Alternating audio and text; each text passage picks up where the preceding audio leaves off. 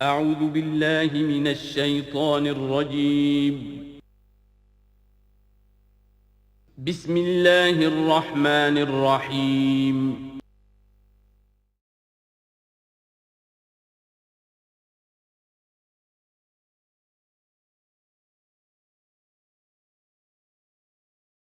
دعائے ختم قرآن ہے، میں اس کا ترجمہ آپ کو بتا دینا چاہتا ہوں تاکہ آپ جب وہ دعا سنیں گے تو پھر اس کا ترجمہ بھی آپ کے سامنے رہے۔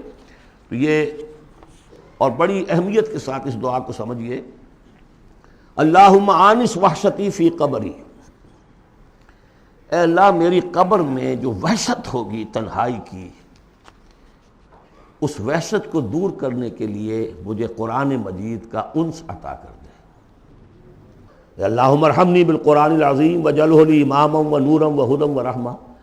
لیکن اب جب موت قریب نظر آتی ہے اور قبر جو ہے وہ نظر آ رہی ہے تو معلوم ہوتا ہے کہ اہم ترین حصہ یہی ہے، اس دعا کا جو پہلا حصہ ہے، اللہم آنس وحشتی فی قبری، اس وحشت کو مانوس میرے لیے بنا دے، لیکن مانوس بنے گی قرآن کے ذریعے سے۔ وارحمنی بالقرآن العظیم، اور مجھ پر رحم فرمائیو اس قرآن عظیم کی بدولت۔ وَاجْعَلْهُ لِي إِمَامًا وَنُورًا وَهُدًى وَرَحْمَةً، اور اس دنیا میں پروردگار اس قرآن کو میرے لیے امام بنا دے، میں اس کی پیروی کروں۔ لیکن یہ الفاظ کہتے ہوئے اپنے دل کو دیکھنا ہوگا کہ خود اپنا ارادہ ہے یا نہیں۔ عزم ہو کہ ہاں اب قرآن کو اپنا امام بنانا ہے، اس کے پیچھے چلنا ہے، تب تو اللہ تعالیٰ سے دعا کرتے ہوئے بھی انسان جو ہے پھر اسے سجتی ہے یہ دعا۔ اور ایسا کوئی شعوری فیصلہ ہے ہی نہیں تو پھر یہ ایک روٹین ہے، بس آپ نے ایک الفاظ ہے جو زبان سے کہہ دیے ہیں۔ ذالک قولہم بافواہہم، اپنے منہ سے نکلنے والی باتیں اور کچھ نہیں۔ وجعلہ لی اماما ونورا، نور بنا دے، وہدی، ہدایت بنا دے، اور رحمت بنا دے۔ اللہم ذکرنی منہ ما نسیت، اے اللہ مجھے یاد کرا دے اس میں سے جو میں بھول جاؤں۔ وعلمنی منہ ما جہلت، اور جس چیز کو میں اس میں سے جانتا نہیں ہوں، اور ہم تو سب سے جاہل ہیں، کتنے فیصد لوگ ہیں جو جانتے ہیں قرآن میں ہے کیا۔ لیکن بہرحال دعا مانگیے کہ اللہ تعالیٰ ہمت دے، آپ قرآن سیکھیں، قرآن سیکھنے کے لیے عربی سیکھیں۔ علمنی منہ ما جہلت، لیکن یہ بھی اگر آپ کا اپنا ارادہ نہیں ہے کہ سیکھنا ہے تو اللہ تعالیٰ زبردستی تو آپ کے دل میں آ کے قرآن کا علم نہیں ڈال دے گا۔ قرآن کا علم تو بڑی قیمتی شے ہے، دنیا کا کوئی فن ہو، کوئی معمولی سا کوئی فن ہے، وہ بھی سیکھنا پڑتا ہے، محنت کرنی پڑتی ہے۔ جیسا کہ حضرت علی نے فرمایا، بڑے اونچے اشعار ہیں، یغوث البحر من طلب اللآلی، جو شخص بھی موتیوں کا طلبگار ہوتا ہے اسے سمندر میں غوطہ زنی کرنی پڑتی ہے۔ ومن طلب العلا سہر اللیالی، جو کسی بلند مقام تک پہنچنا چاہتا ہے زندگی میں وہ راتوں کو جاگتا ہے، محنت کرتا ہے، پڑھتا ہے، جو بھی مشقت کرتا ہے۔ ومن طلب العلا من غیر قد، اور جو کوئی بلندی کا طلبگار بن جائے بغیر کوشش کے، اضاع العمر فی طلب المحالی، پھر وہ اپنی عمر ضائع کر بیٹھتا ہے ایک محال چیز کی طلب میں۔ وہ تو ہونے والی بات نہیں ہے، یہ دنیا اللہ نے بنائی ہے کہ محنت کرو۔ تو یہ دعا مانگتے ہوئے علمنی منہ ما جہلت، تو اپنا ارادہ کریں پختگی کے ساتھ۔ فرمایا وعلمنی منہ ما جہلت وارزقنی تلاوتہ، اور مجھے اے اللہ ہمت دے، نصیب فرمائیے کہ میں اس کو پڑھتا رہا کروں، آنا اللیل و آنا النہار، رات کے اوقات میں بھی اور دن کے اوقات میں بھی۔ وَاجْعَلْهُ لِي حُجَّةٌ یا رب العالمین، اور اے تمام جہانوں کے پروردگار اس قرآن کو میرے حق میں دلیل بنا، میرے حق میں گواہ بنا، یعنی میرے خلاف نہ کر دیجو، اس لیے کہ حضور نے فرمایا ہے القرآن حجۃ لک او علیک، یہ قرآن یا تو دلیل ہے اور گواہ ہے تمہارے حق میں اور یا تمہارے خلاف۔ اگر قرآن کو پڑھو گے جیسے کہ پڑھنے کا حق ہے، سمجھو گے جیسے سمجھنے کا حق ہے، عمل کرو گے جیسے عمل کرنے کا حق ہے، اور اس کو دنیا تک پہنچاؤ گے جیسے کہ پہنچانے کا حق ہے، تو یہی قرآن تمہارا شافع بن کر کھڑا ہوگا، یہی تمہارے حق میں گواہی دے گا۔ اور جو کچھ ہم کر رہے ہیں اگر وہی ہم کرتے رہیں گے تو یہی قرآن سب سے بڑا ہمارے خلاف جو ہے استغاثہ لے کر آئے گا کہ اللہ یہ بدبخت کہتا تھا کہ یہ میں تیری کتاب ہوں، مجھے پڑھتا نہیں تھا، مانتا تھا میں تیرا کلام ہوں، سمجھتا نہیں تھا، یا سمجھتا بھی تھا عمل نہیں کرتا تھا۔ یہ سب سے بڑی دلیل ہمارے خلاف، القرآن حجۃ لک و علیک۔ اس قرآن حکیم کے ضمن میں ایک خاص دعا جو حضور سے منقول ہے، وہ دعا کیا ہے؟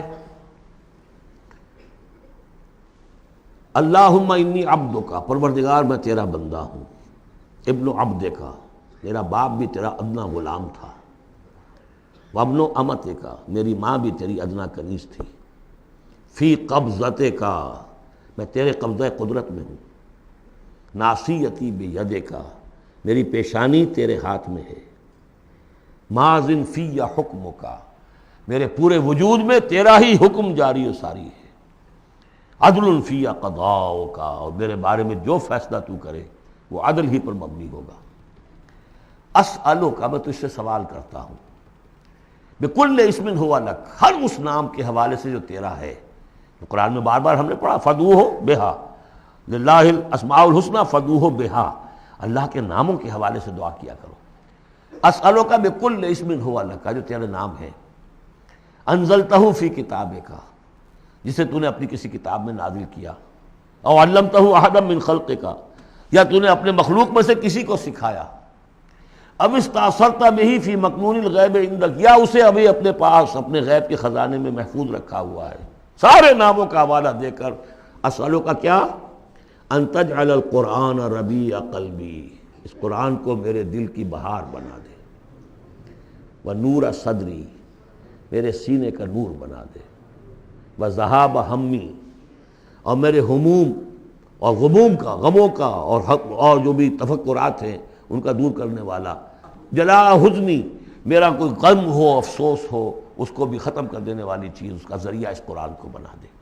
تو یہ بڑی عظیم دعا ہے جس میں ایک طرف عبدیت کی انتہا ہے، تواضع، اللہ کے سامنے تذلل، اور پھر یہ کہ مانگنے کی شے اصل میں قرآن سے کیا ہے، اللہ سے مانگنے کی شے کیا ہے، الرحمن علم القرآن، یہ ہے سب سے بڑی دولت۔ یا ایھا الناس قد جاءتکم موعظۃ من ربکم وشفاء لما فی الصدور وہدی ورحمۃ للمؤمنین قل بفضل اللہ وبرحمتہ فبذلک فلیفرحوا ھو خیر مما یجمعون۔ تو یہ دعا جو ہے آپ مانگیں گے، اور اسی پر اب میں اپنی یہ گفتگو ختم کر رہا ہوں۔ بارک اللہ لی ولکم فی القرآن العظیم ونفعنی وإیاکم بالآیات والذکر۔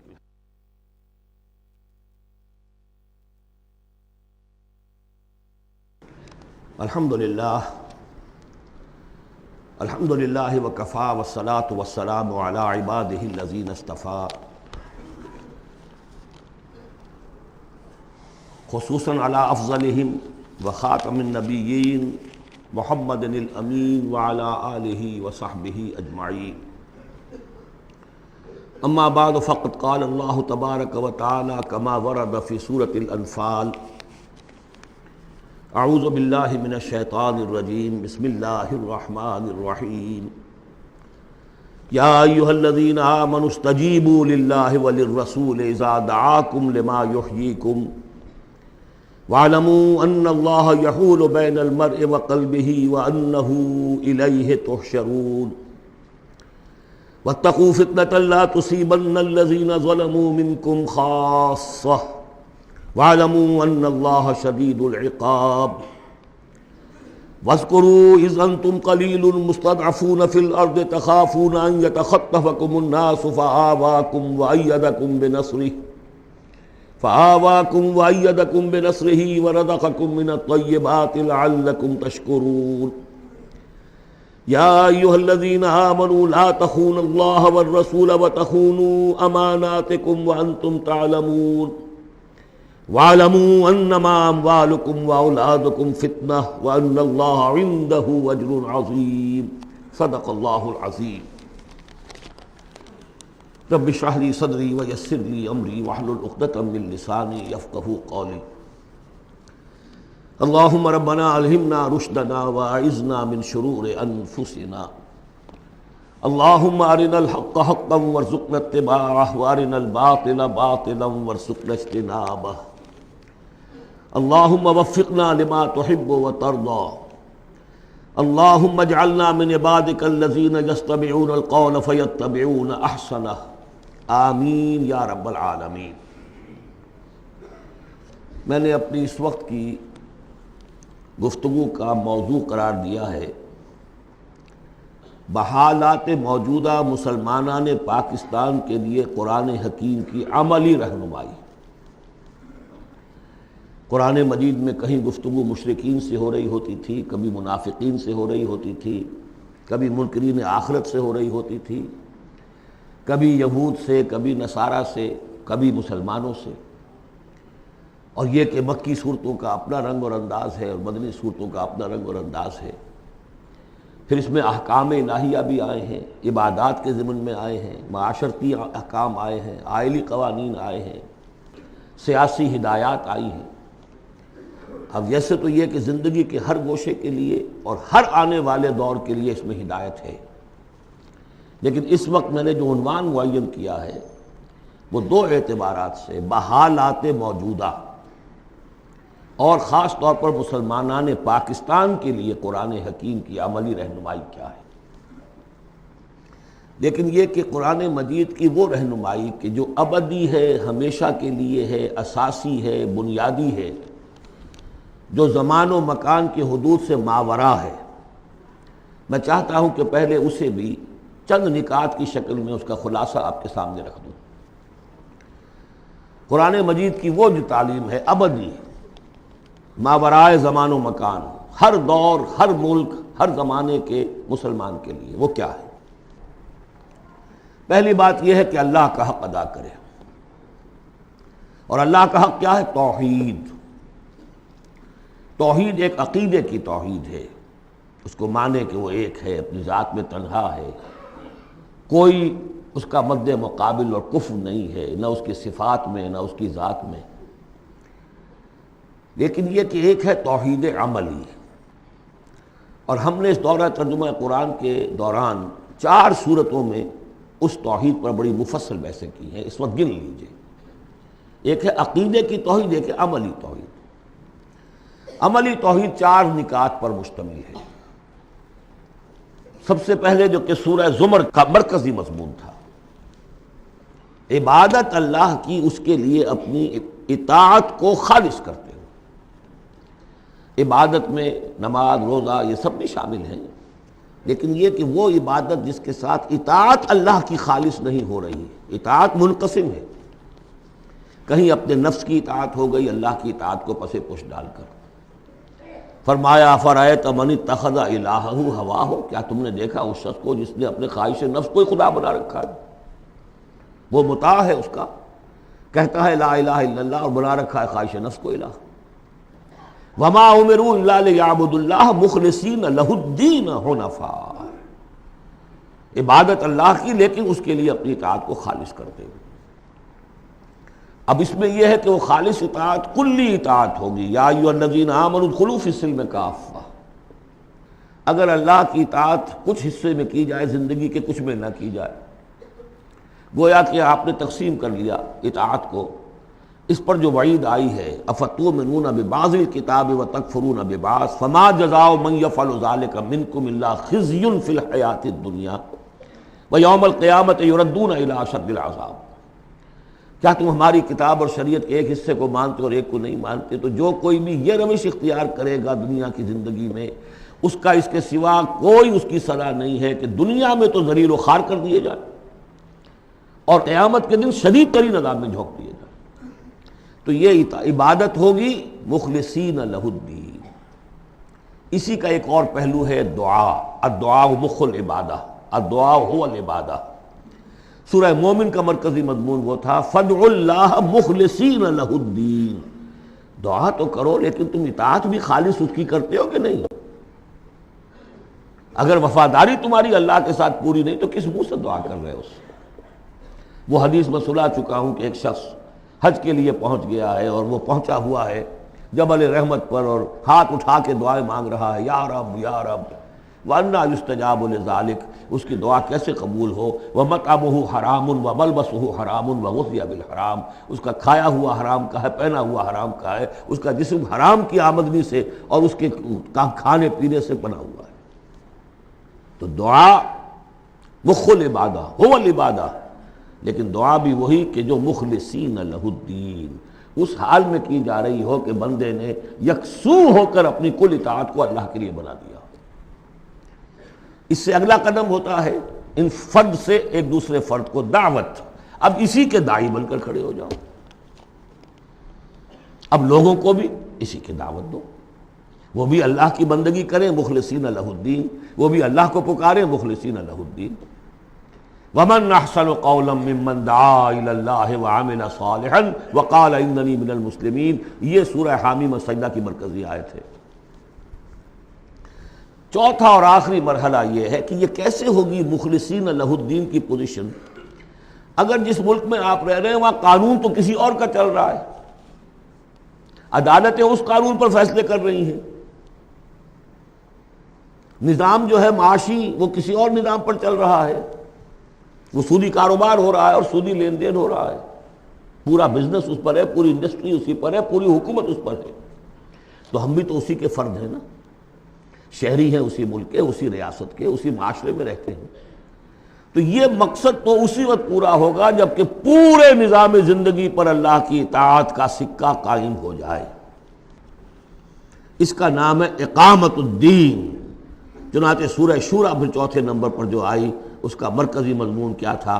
شرع لکم من الدین ما وصى به نوحا والذی اوحینا الیک وما وصینا به ابراہیم وموسیٰ وعیسیٰ ان اقیموا الدین ولا تتفرقوا فیہ۔ اس لیے کہ قرآن مجید تو کہتا ہے وَمَن لَّمْ يَحْكُم بِمَا أَنزَلَ اللَّهُ فَأُولَٰئِكَ هُمُ الْكَافِرُونَ۔ ہماری عدالتوں میں فیصلے اللہ کے قانون کے مطابق تو نہیں ہو رہے، تو فیصلے کرانے والے، فیصلے کرنے والے، فیصلے ماننے والے، فیصلے ایگزیکیوٹ کرنے والے، فیصلوں کی تنفیذ کرنے والے، وہ سب کیا ہوئے؟ وَمَن لَّمْ يَحْكُم بِمَا أَنزَلَ اللَّهُ فَأُولَٰئِكَ هُمُ الظَّالِمُونَ، وہی تو مشرک ہیں۔ وَمَن لَّمْ يَحْكُم بِمَا أَنزَلَ اللَّهُ فَأُولَٰئِكَ هُمُ الْفَاسِقُونَ، وہی تو باغی ہیں ہمارے۔ تو مطلب یہ ہے کہ اس صورتحال سے نکلنے کی صرف ایک شکل ہے، دین کو قائم کرنے کی جد و جہد، ہمہ تن ہمہ وقت۔ اس نظام باطل کو ریکنسائل نہ کیا جائے اس سے ذہناً قلباً۔ live under it if you have to live it but under protest۔ اگر کوئی اور راستہ نہیں ہے under protest رہے کہ میں نے اس نظام کو قبول نہیں کیا، میں اسے تسلیم نہیں کرتا، میں اس سے استفادہ کروں گا جو کم سے کم ہے میرے بقا کے لیے، اور اپنی ساری توانائی، اپنی ساری قوت، اپنی ساری طاقت، اپنی ساری صلاحیت، اپنے سارے وسائل اور ذرائع اس نظام کو بے خبن سے اکھیڑ کر اس کی جگہ پر اللہ کا دیا ہوا نظام قائم کرنے کے لیے وقف کر دوں۔ اس کے علاوہ کوئی شکل نہیں ہے۔ اسی کے نام ہے تکبیر رب، رب کو بڑا کرو، وَرَبَّكَ فَكَبِّرْ۔ اسی کا مطلب ہے، اسی لیے حضور بھیجے گئے، هو الذی ارسل رسولہ بالہدی ودین الحق لیظہرہ علی الدین کلہ۔ اسی کے لیے آیا قاتلوہم حتی لا تکون فتنۃ ویکون الدین کلہ للہ۔ یہ تمام اصطلاحات ہیں، عباراتنا شتیٰ وحسنک واحد۔ مطلب کیا ہے؟ دین کو قائم کرو، دین کے مکمل نظام کو برپا کرو، تاکہ زندگی اپنے تمام ایسپیکٹس، اپنے تمام پہلوؤں سمیت انفرادی اور اجتماعی زندگی کے تمام گوشے اللہ کی اطاعت کے اندر آ جائے۔ اس کے بغیر اللہ کا حق ادا نہیں ہو سکتا۔ پہلا کام ہے اللہ کا حق ادا کرنا۔ اسی لیے فرمایا وما خلقت الجن والانس الا لیعبدون، لیکن اس عبادت کے یہ لوازم ہیں، فاعبدوہ مخلصین لہ الدین، فادعوہ مخلصین لہ الدین۔ اسی کی دعوت دوسروں کو دو، ادعو الی سبیل ربک بالحکمۃ والموعظۃ الحسنۃ وجادلہم باللتی احسن، اور اللہ کے دین کو بتمام و کمال قائم کرنے کے لیے تن من دھن لگا دو۔ اب آئیے اللہ کے بعد دوسرا حق ہم پر ہے رسول کا صلی اللہ علیہ وسلم، جن کی بدولت ہمیں یہ ہدایت نصیب ہوئی، ہمارے ماں باپ کو ان کے ماں باپ سے ملی، ان کو ان کے ماں باپ سے ملی۔ اس میں حضور صلی اللہ علیہ وسلم کی محنتیں ہیں، آپ کے صحابہ کی، محمد رسول اللہ والذین معہ کیسی کیسی مشقتیں جھیلی ہیں، تب یہ دین پھیلا تھا اور تب یہ دین غالب ہوا تھا۔ ان کا کیا حق ہے ہمارے اوپر؟ ویسے میں ساری حقوق تو یہاں بیان نہیں کر سکتا، لیکن ایک بات جان لیجئے کہ چونکہ محمد صلی اللہ علیہ وسلم بھیجے گئے تمام دنیا کے لیے اور قیامت تک کے لیے انسانوں کے لیے رسول، 5 مرتبہ آیا ہے، جن میں سب سے نمایاں آیت یہ، 2 آیتیں تو اکثر لوگوں کو یاد ہوں گی، وَمَا أَرْسَلْنَاكَ إِلَّا رَحْمَةً لِّلْعَالَمِينَ وَمَا أَرْسَلْنَاكَ إِلَّا كَافَّةً لِّلنَّاسِ بَشِيرًا وَنَذِيرًا۔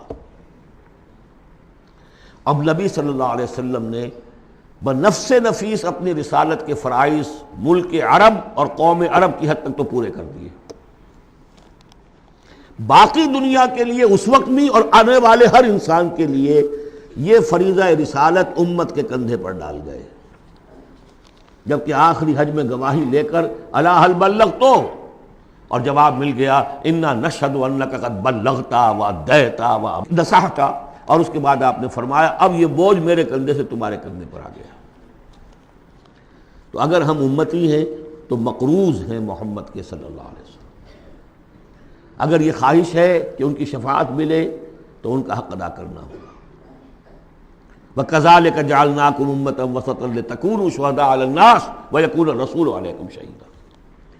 اس کے کم سے کم دو تقاضے ہیں۔ پہلا تقاضا تو ایک قرآن کی تبلیغ کر دینا ایک ایک فرد نوع بشر کو اس امت کے ذمے ہے۔ اگر قرآن پہنچایا نہیں تو محمد کی رسالت کا پیغام ان تک نہیں پہنچا، امت کیا جواب دے گی قیامت کے دن؟ اے اللہ ان کے حوالے تھا کام، یہ قرآن کے کسٹوڈینز تھے۔ حضور نے فرمایا تھا فَلْيُبَلِّغِ شَاهِدُ الْغَائِبَ، میں تمہیں قرآن دے کر جا رہا ہوں، قَدْ تَرَكْتُ فِيكُم مَّا إِنْ اعْتَصَمْتُم بِهِ لَن تَضِلُّوا أَبَدًا، اب پہنچاؤ اسے۔ تو ایک تو ہے قرآن کا پہنچانا، اور دیکھیے وہ یاد کر لیجیے سورہ انعام کی آیت اوحی الی ھذا القرآن لانذرکم بہ ومن بلغ، یہ قرآن مجھ پر وحی کیا گیا تاکہ تمہیں بھی خبردار کر دوں، اور جن تک یہ قرآن پہنچ جائے اس تک گویا کہ میرا انذار پہنچ جائے گا، لیکن پہنچائے گا کون؟ میرا امت ہی پہنچائے گا۔ نمبر دو، یہ جو پہنچانے کا اور یہ جو حضور کا قرض ہم پر ہے ہمارے کندھے پر، اجتماعی سطح پر اس کا کم سے کم تقاضا یہ ہے کہ دنیا کے کسی ایک سائزیبل ملک میں وہ پورا نظام قائم کر کے دکھا دیا جائے عملاً، تاکہ دنیا دیکھ لے کہ یہ کوئی یوٹوپیا نہیں ہے، یہ خیالی جنت نہیں ہے، دیکھ لے کہ اس کی برکات کیا ہے، دیکھ لے کہ کس طرح کا معاشرہ وجود میں آتا ہے، کیسا معاشی انصاف ہوتا ہے، کیسی حریت کا جو ہے یہاں پر مظاہرہ ہے، مادر پدر آزادی نہیں لیکن حریت ہے، وہ کمیونزم والی مساوات نہیں لیکن سب کی تمام بنیادی ضرورتوں کی کفالت کی ذمہ داری ہے۔ حضرت عمر نے فرمایا کہ اگر کوئی کتا بھی بھوکا مر گیا دجلہ و فرات کے کنارے تو عمر ذمہ دار ہوگا۔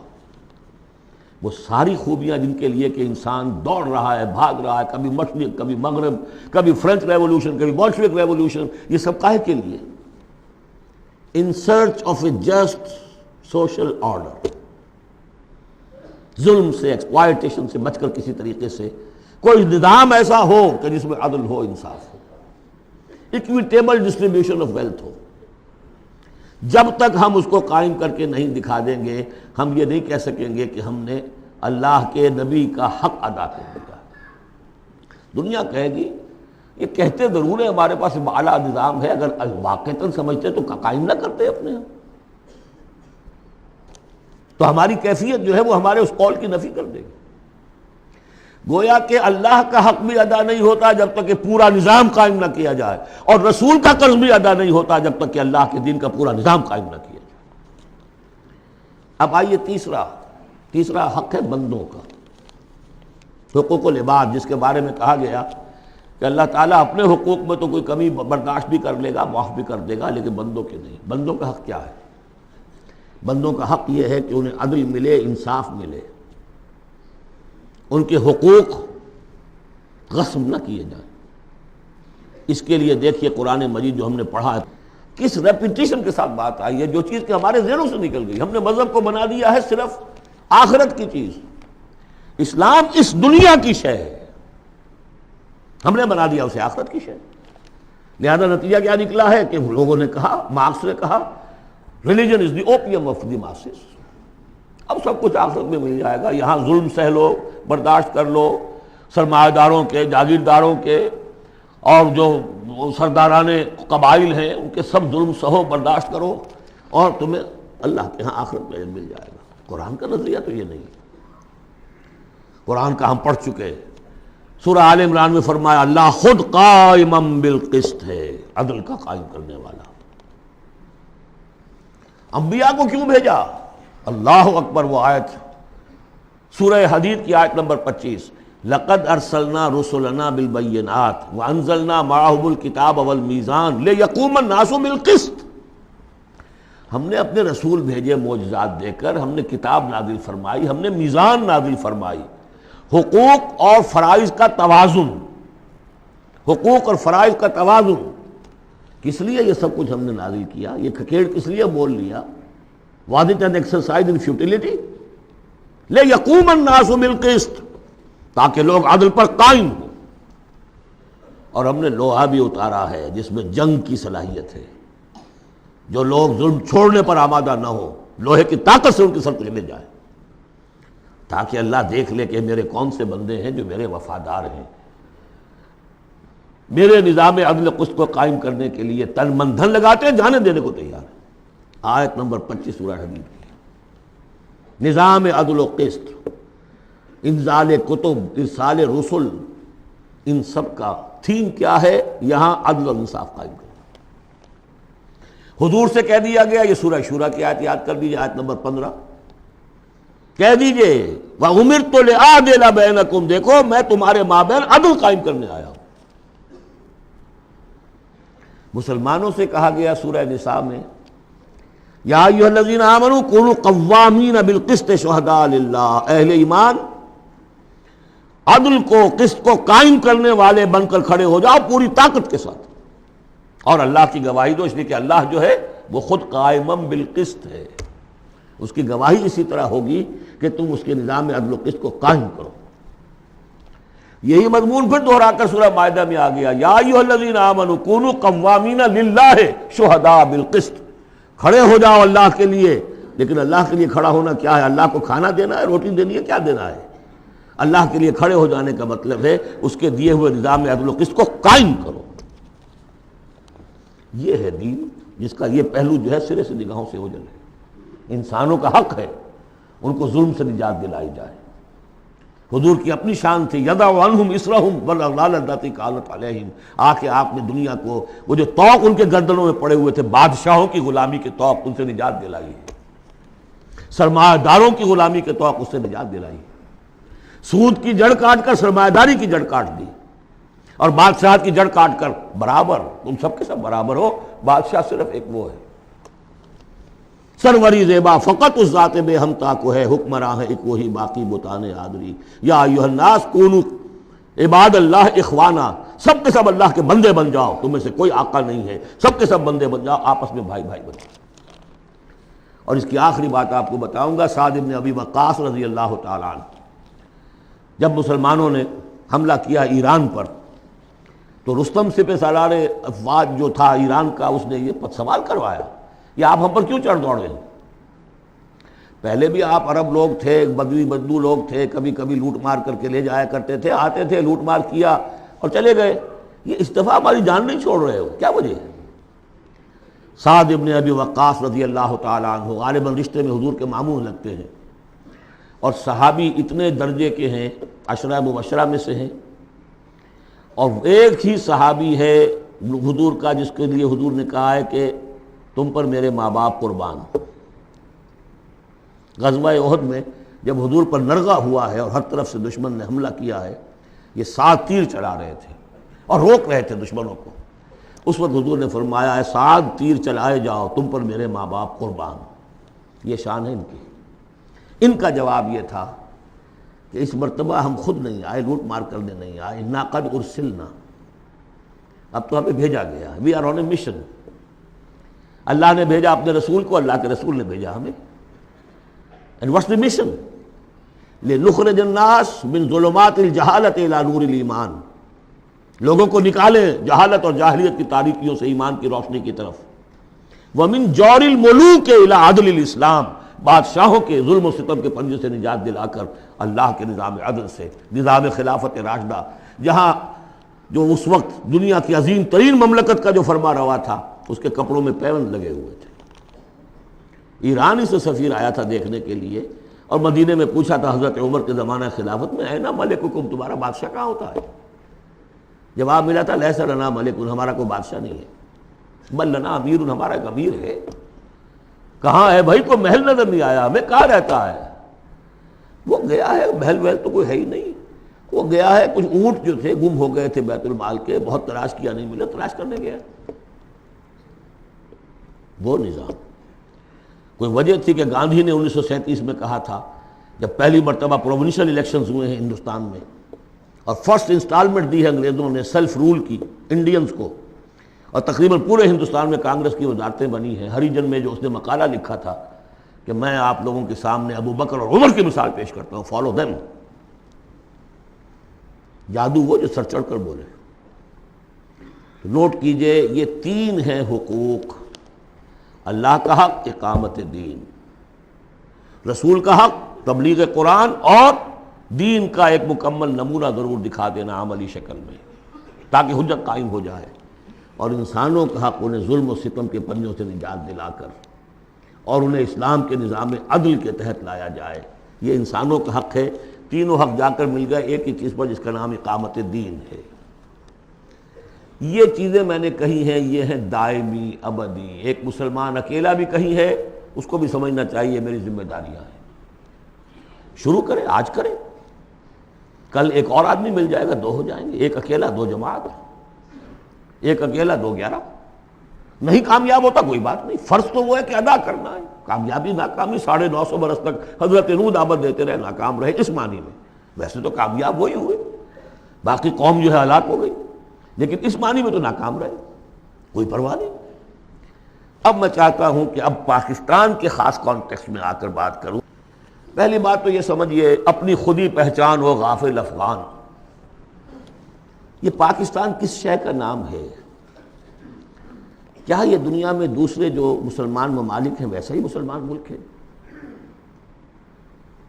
یا اس کی کوئی خصوصی اہمیت ہے، کوئی خصوصی حیثیت ہے، کوئی امتیازی مقام اور مرتبہ ہے؟ اور یہ بھی سارا کچھ میں آپ کے سامنے رکھوں گا قرآن مجید سے۔ میں نے اس آیت کے حوالے سے سب سے پہلی بات یہ ہے کہ قیام پاکستان کا اصل جذبہ محرکہ کیا تھا، میں یہ اس سورہ مبارکہ کی آیت نمبر 26 کے حوالے سے بیان کر چکا ہوں۔ وَاذْكُرُوا إِذْ أَنْتُمْ قَلِيلٌ مُسْتَضْعَفُونَ فِي الْأَرْضِ، ذرا یاد کرو اے مسلمانوں جب تم ہندوستان میں۔ اب میں اس کی جو ہے تفسیر نہیں کر رہا کہ جب یہ نازل ہوئی یہ صورت اس کا کیا مطلب، اس کے الفاظ کا جو عموم ہے اس کے حوالے سے جس طرح یہ پاکستان کی تحریک کے اوپر 100% منطبق ہو رہی ہے اسے سمجھیے۔ جبکہ تم اقلیت میں تھے، مستضعفون فی الارض، تمہیں زمین میں دبا لیا گیا تھا۔ ہندو زیادہ بیدار، زیادہ سرمایہ دار، زیادہ تعلیم یافتہ، اور انگریز اس کی پشت پناہی کر رہا تھا۔ کیوں کر رہا تھا؟ کہ مسلمان سے حکومت چھینی تھی، بغاوت کا اندیشہ تھا۔ ہندو پہلے بھی غلام تھا، اس کے لیے چینج آف ماسٹرز کا معاملہ تھا، پہلے غلام مسلمانوں کا تھا، اب عیسائیوں کا ہو گیا، اسے اٹھانا تھا مسلمان کے مقابلے۔ اس سے ایک خوف پیدا ہوا کہ اگر یہ انگریز چلا جائے گا، اب تو پھر بھی رول آف پین ہے، رول آف سورڈ تو نہیں ہے اس وقت، انگریز کی کچھ نہ کچھ قانون جو ہے رول آف لا تھا، اگر یہ چلا گیا اور ملک ہو گیا آزاد دنیا کے موجودہ اصولوں کے مطابق، ون مین ون ووٹ، تو مسلمان تو بالکل ہی رحم و کرم پر ہوں گے، ان کی تہذیب، ان کا تمدن، ان کی ثقافت، ان کی زبان، ان کے معاش کو، ان کے مذہب تک کے اوپر ہندو جو ہے وہ حملہ کرے گا اور اپنی 800 سالہ جو ہے غلامی کا یا 1000 سالہ غلامی کا بدلہ چکائے گا، جس کا ظہور ہو گیا تھا اندرا گاندھی کے الفاظ سے جو سقوط مشرقی پاکستان کے وقت اس کی زبان سے نکلے ہیں، we have ایونجڈ our 1000 years defeat، 1000 سالہ شکست کا بدلہ چکا لیا۔ یہ تھا خوف۔ وَاذْكُرُوا إِذْ أَنْتُمْ قَلِيلٌ مُسْتَضْعَفُونَ فِي الْأَرْضِ تَخَافُونَ أَنْ يَتَخَطَّفَكُمُ النَّاسُ فَآوَاكُمْ، اللہ نے تمہیں پناہ دی، پاکستان دیا، 2 ٹکڑے دیے، تم اس میں آؤ اور پناہ لو۔ وَأَيَّدَكُمْ بِنَصْرِهِ، اور اپنی نصرت سے تمہاری تائید فرمائی، اور رَزَقَكُم مِّنَ الطَّيِّبَاتِ، اور تمہیں طیبات کا رزق دیا، لَعَلَّكُمْ تَشْكُرُونَ، تاکہ تم شکر کرو۔ اس کے علاوہ ایک بات سمجھ لیجئے، مسلمانوں کو ہندوؤں کے اس غلبے سے بچانے کے لیے ایک شرط لازم یہ تھی کہ مسلمان ایک جماعت کے جھنڈے تلے جمع ہوں، ورنہ ان کی کوئی سیاسی حیثیت نہیں۔ کانگریس جیسی طاقت، بڑی منظم جماعت، سرمایہ اس کے پیچھے، تعلیم یافتہ لوگ اس کے پیچھے، انگریز کی سپورٹ اس کی، تو اس میں مسلمانوں کے لیے تو جب تک کہ وہ یکجان نہ ہو جائیں اور پوری ان کی قوت مسلم لیگ کے جھنڈے تلے نہ آ جائے، پاکستان کیسے بن جائے گا؟ اور یہ معلوم تھا کہ چاہے اصل تو محرک ہمارا یہی ہے کہ دباؤ سے بچ جائیں ہم، ان ہندوؤں کے دباؤ سے، ثقافتی، مذہبی، لسانی دباؤ سے، معاشی دباؤ سے بچ جائیں۔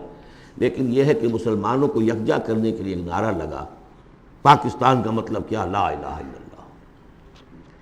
وہ بات جو میں نے ابھی کہی تھی کہ حضور کا قرض ادا نہیں ہو سکتا جب تک کہ ہم ایسا نہ کریں، وہی بات ہے جو اقبال نے کہی تھی 1930 کے خطبے میں کہ مجھے یہ یقین ہے کہ ہندوستان کے شمال مغرب میں ایک آزاد مسلمان ریاست قائم ہوگی، اور اگر ایسا ہو گیا تو ہمیں موقع مل جائے گا کہ اسلام کی تعلیمات پر جو پردے پڑ گئے ہیں دور ملوکیت میں، انہیں ہٹا کر اصل تعلیم کا ایک نقشہ دکھا دے دنیا کو۔ ہندوستان نے تو دیکھی مغلوں کی حکومت، خلجیوں کی حکومت، افغانوں کی حکومت، لودھیوں کی حکومت، خلافت راشدہ تو نہیں دیکھی نا۔ ہم چاہتے ہیں پاکستان میں وہ نظام قائم کریں، یہی قائد اعظم نے کہا تھا۔ پاکستان اس لیے چاہتے ہیں کہ اسلام کے اصول حریت و اخوت و مساوات کی ایک عملی نمونہ دنیا کے سامنے پیش کریں۔ اور پھر جو دعائیں مانگی گئی تھی، بہت سے جو میری عمر سے کم عمر کے لوگ ہیں انہیں تو بہرحال یاد نہیں ہو سکتا، لیکن میری عمر کے لوگ یا مجھ سے بڑوں کو تو یاد ہے، ہم نے نعرے لگائے، دعائیں مانگی گڑ گڑا کر، اور وہ دعائیں یہ تھیں کہ اے اللہ تو ہمیں یہ بوجھ دے دے، ہم تیرے دین کا بول بالا کریں گے۔ 52 برس پاکستان کے ہو گئے، اس میں کتنا اسلام ہم نے نافذ کیا ہے؟ کہاں ہے وہ اصول حریت و اخوت و مساوات؟ وہی سودی نظام، وہی جاگیرداری نظام، خواجہ از خون رگے مزدور سازد لال ناب، از جفائے دہ خدایاں کشت دہ کانا خراب، انقلاب ہے انقلاب۔ یہ اقبال کہتا ہوا مر گیا۔ سرمایہ دار نے مزدور کے رگوں سے سرخ خون کشید کر کے شراب بنائی ہے جسے وہ شام کو بیٹھ کر پیتا ہے، اور زمیندار اور جاگیردار وہ کسانوں کی جو محنت کا اور خون پسینے کی کمائیوں سے وہ عیش کرتے۔ انقلاب انقلاب، لیکن وہ 52 برس ہو گئے انقلاب تو نہیں آئے، وہی نظام۔ گویا کہ ہم نے اللہ سے ایک بدعہدی کی، اس بدعہدی کی سزا کیا ہے؟ نفاق ہم پر مسلط کر دیا گیا۔ سورہ توبہ کی 3 آیات منافقین کی ایک خاص قسم بیان فرمائی، وَمِنْهُمْ مَنْ عَاهَدَ اللَّهُ، جنہوں نے اللہ سے عہد کیا تھا، لَئِنْ آتَانَا مِنْ فَضْلِهِ، اگر اللہ ہمیں فضل سے نواز دے گا، غنی کر دے گا، لَنَصَّدَّقَنَّ وَلَنَكُونَنَّ مِنَ الصَّالِحِينَ، خوب صدقہ خیرات کریں گے، بالکل نیک ہو جائیں گے۔ لیکن جب اللہ تعالیٰ نے انہیں نواز دیا تو کیا کیا؟ بخلوا بہ، پھر انہوں نے بخل سے کام لیا، وتولوا، پیٹھ موڑ لی، وہم موردون، اعراض کیا۔ نتیجہ کیا نکلا؟ فعاقبہم نفاقا فی قلوبہم، اللہ نے ان کے دلوں میں نفاق ڈال دیا۔ اور نفاق وہ بیماری ہے، قرآن میں کہا گیا ہے ان المنافقین فی الدرک الاسفل من النار، جہنم کے سب سے نچلے طبقے میں، وہی جو اشد العذاب، یوم القیامت یردون الی اشد العذاب، اگر پورے دین پر کاربند نہیں ہوگے تو قیامت کے دن شدید ترین عذاب میں جھونکے جاؤ گے۔ ان المنافقین فی الدرک الاسفل من النار، اور منافقین کے بارے میں ہم نے سورہ توبہ میں بھی آیت پڑھ لی، سورہ منافقون میں بھی پڑھ لی۔ ان کے لیے اے نبی آپ 70 مرتبہ بھی استغفار کریں گے تو میں معاف نہیں کروں گا۔ استغفر لہم او لا تستغفر لہم ان تستغفر لہم 70 مرۃ لن یغفر اللہ لہم۔ اس نفاق کی 3 شکلیں ہیں۔ نفاق باہمی، وہ ایک قوم ایک نہیں رہی، اب ڈھونڈ اب اس کو چراغ رخ زیبا لے کر اب وہ قومیتوں میں تحلیل ہو گئی، عصبیتیں، ایتھنک، لنگوسٹک، پروونشل، قوم کہاں ہے؟ تحلیل۔ نفاق باہمی، ایک نفاق کردار جو حضور نے فرمایا کہ 3 نشانیاں ہیں منافق کی، اگر تینوں چیزیں ہوں تو وہ کٹر منافق ہے، خواہ نماز پڑھتا ہو، روزہ رکھتا ہو اور اپنے آپ کو مسلمان سمجھتا ہو۔ بخاری کی اور مسلم کی روایت ہے، جب بولے جھوٹ بولے، جب وعدہ کرے خلاف ورزی کرے، اور جب کہیں امین بنا دیا جائے۔ خواجہ از خون رگے مزدور سازد لال ناب، از جفائے دہ خدایاں کشت دہ کانا خراب، انقلاب ہے انقلاب۔ یہ اقبال کہتا ہوا مر گیا۔ سرمایہ دار نے مزدور کے رگوں سے سرخ خون کشید کر کے شراب بنائی ہے جسے وہ شام کو بیٹھ کر پیتا ہے، اور زمیندار اور جاگیردار وہ کسانوں کی جو محنت کا اور خون پسینے کی کمائیوں سے وہ عیش کرتے۔ انقلاب انقلاب۔ لیکن وہ 52 برس ہو گئے انقلاب تو نہیں آئے، وہی نظام۔ گویا کہ ہم نے اللہ سے ایک بدعہدی کی، اس بدعہدی کی سزا کیا ہے؟ نفاق ہم پر مسلط کر دیا گیا۔ سورہ توبہ کی 3 آیات منافقین کی ایک خاص قسم بیان فرمائی، وَمِنْهُمْ مَنْ عَاهَدَ اللَّهُ، جنہوں نے اللہ سے عہد کیا تھا، لَئِنْ آتَانَا مِنْ فَضْلِهِ، اگر اللہ ہمیں فضل سے نواز دے گا، غنی کر دے گا، لَنَصَّدَّقَنَّ وَلَنَكُونَنَّ مِنَ الصَّالِحِينَ، خوب صدقہ خیرات کریں گے، بالکل نیک ہو جائیں گے۔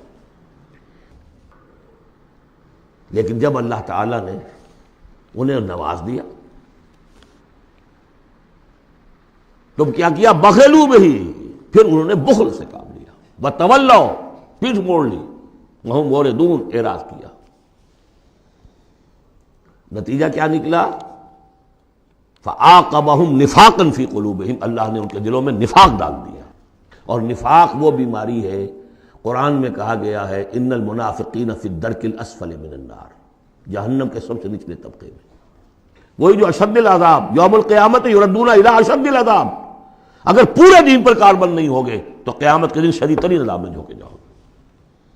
ان المنافقین فی الدرک الاسفل من النار، اور منافقین کے بارے میں ہم نے سورہ توبہ میں بھی آیت پڑھ لی، سورہ منافقون میں بھی پڑھ لی۔ ان کے لیے اے نبی آپ 70 مرتبہ بھی استغفار کریں گے تو میں معاف نہیں کروں گا۔ استغفر لهم او لا تستغفر لهم ان تستغفر لهم 70 مرة لن يغفر اللہ لهم۔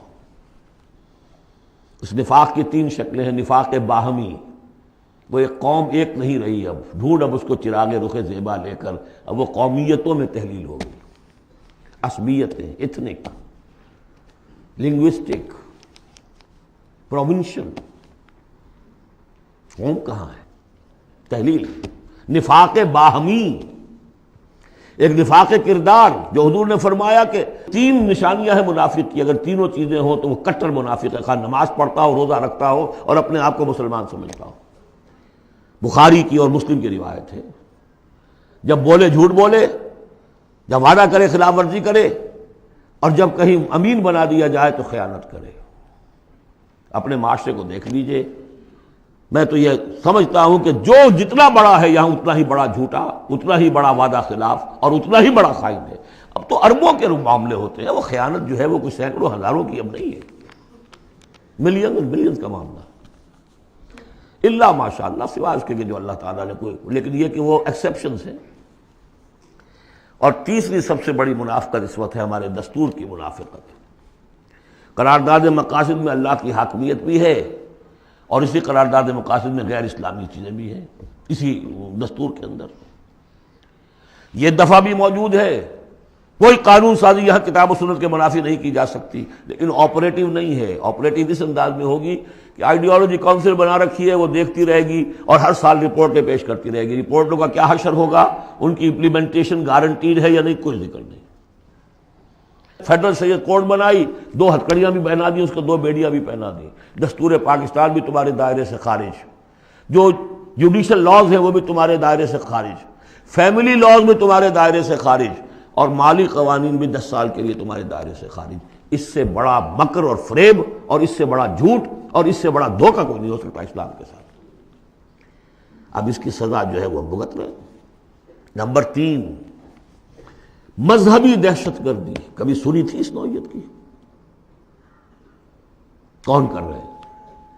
چاہے وہ اعلی کار ہو باہر کے، ہیں تو یہاں کے، باہر والا آدمی کوئی آ کے نہیں کر رہا ہے تو یہاں کے اعلی کار بن گئے ہوں گے، وہ را کے ہوں، وہ موساد کے ہوں، کوئی بھی ہوں۔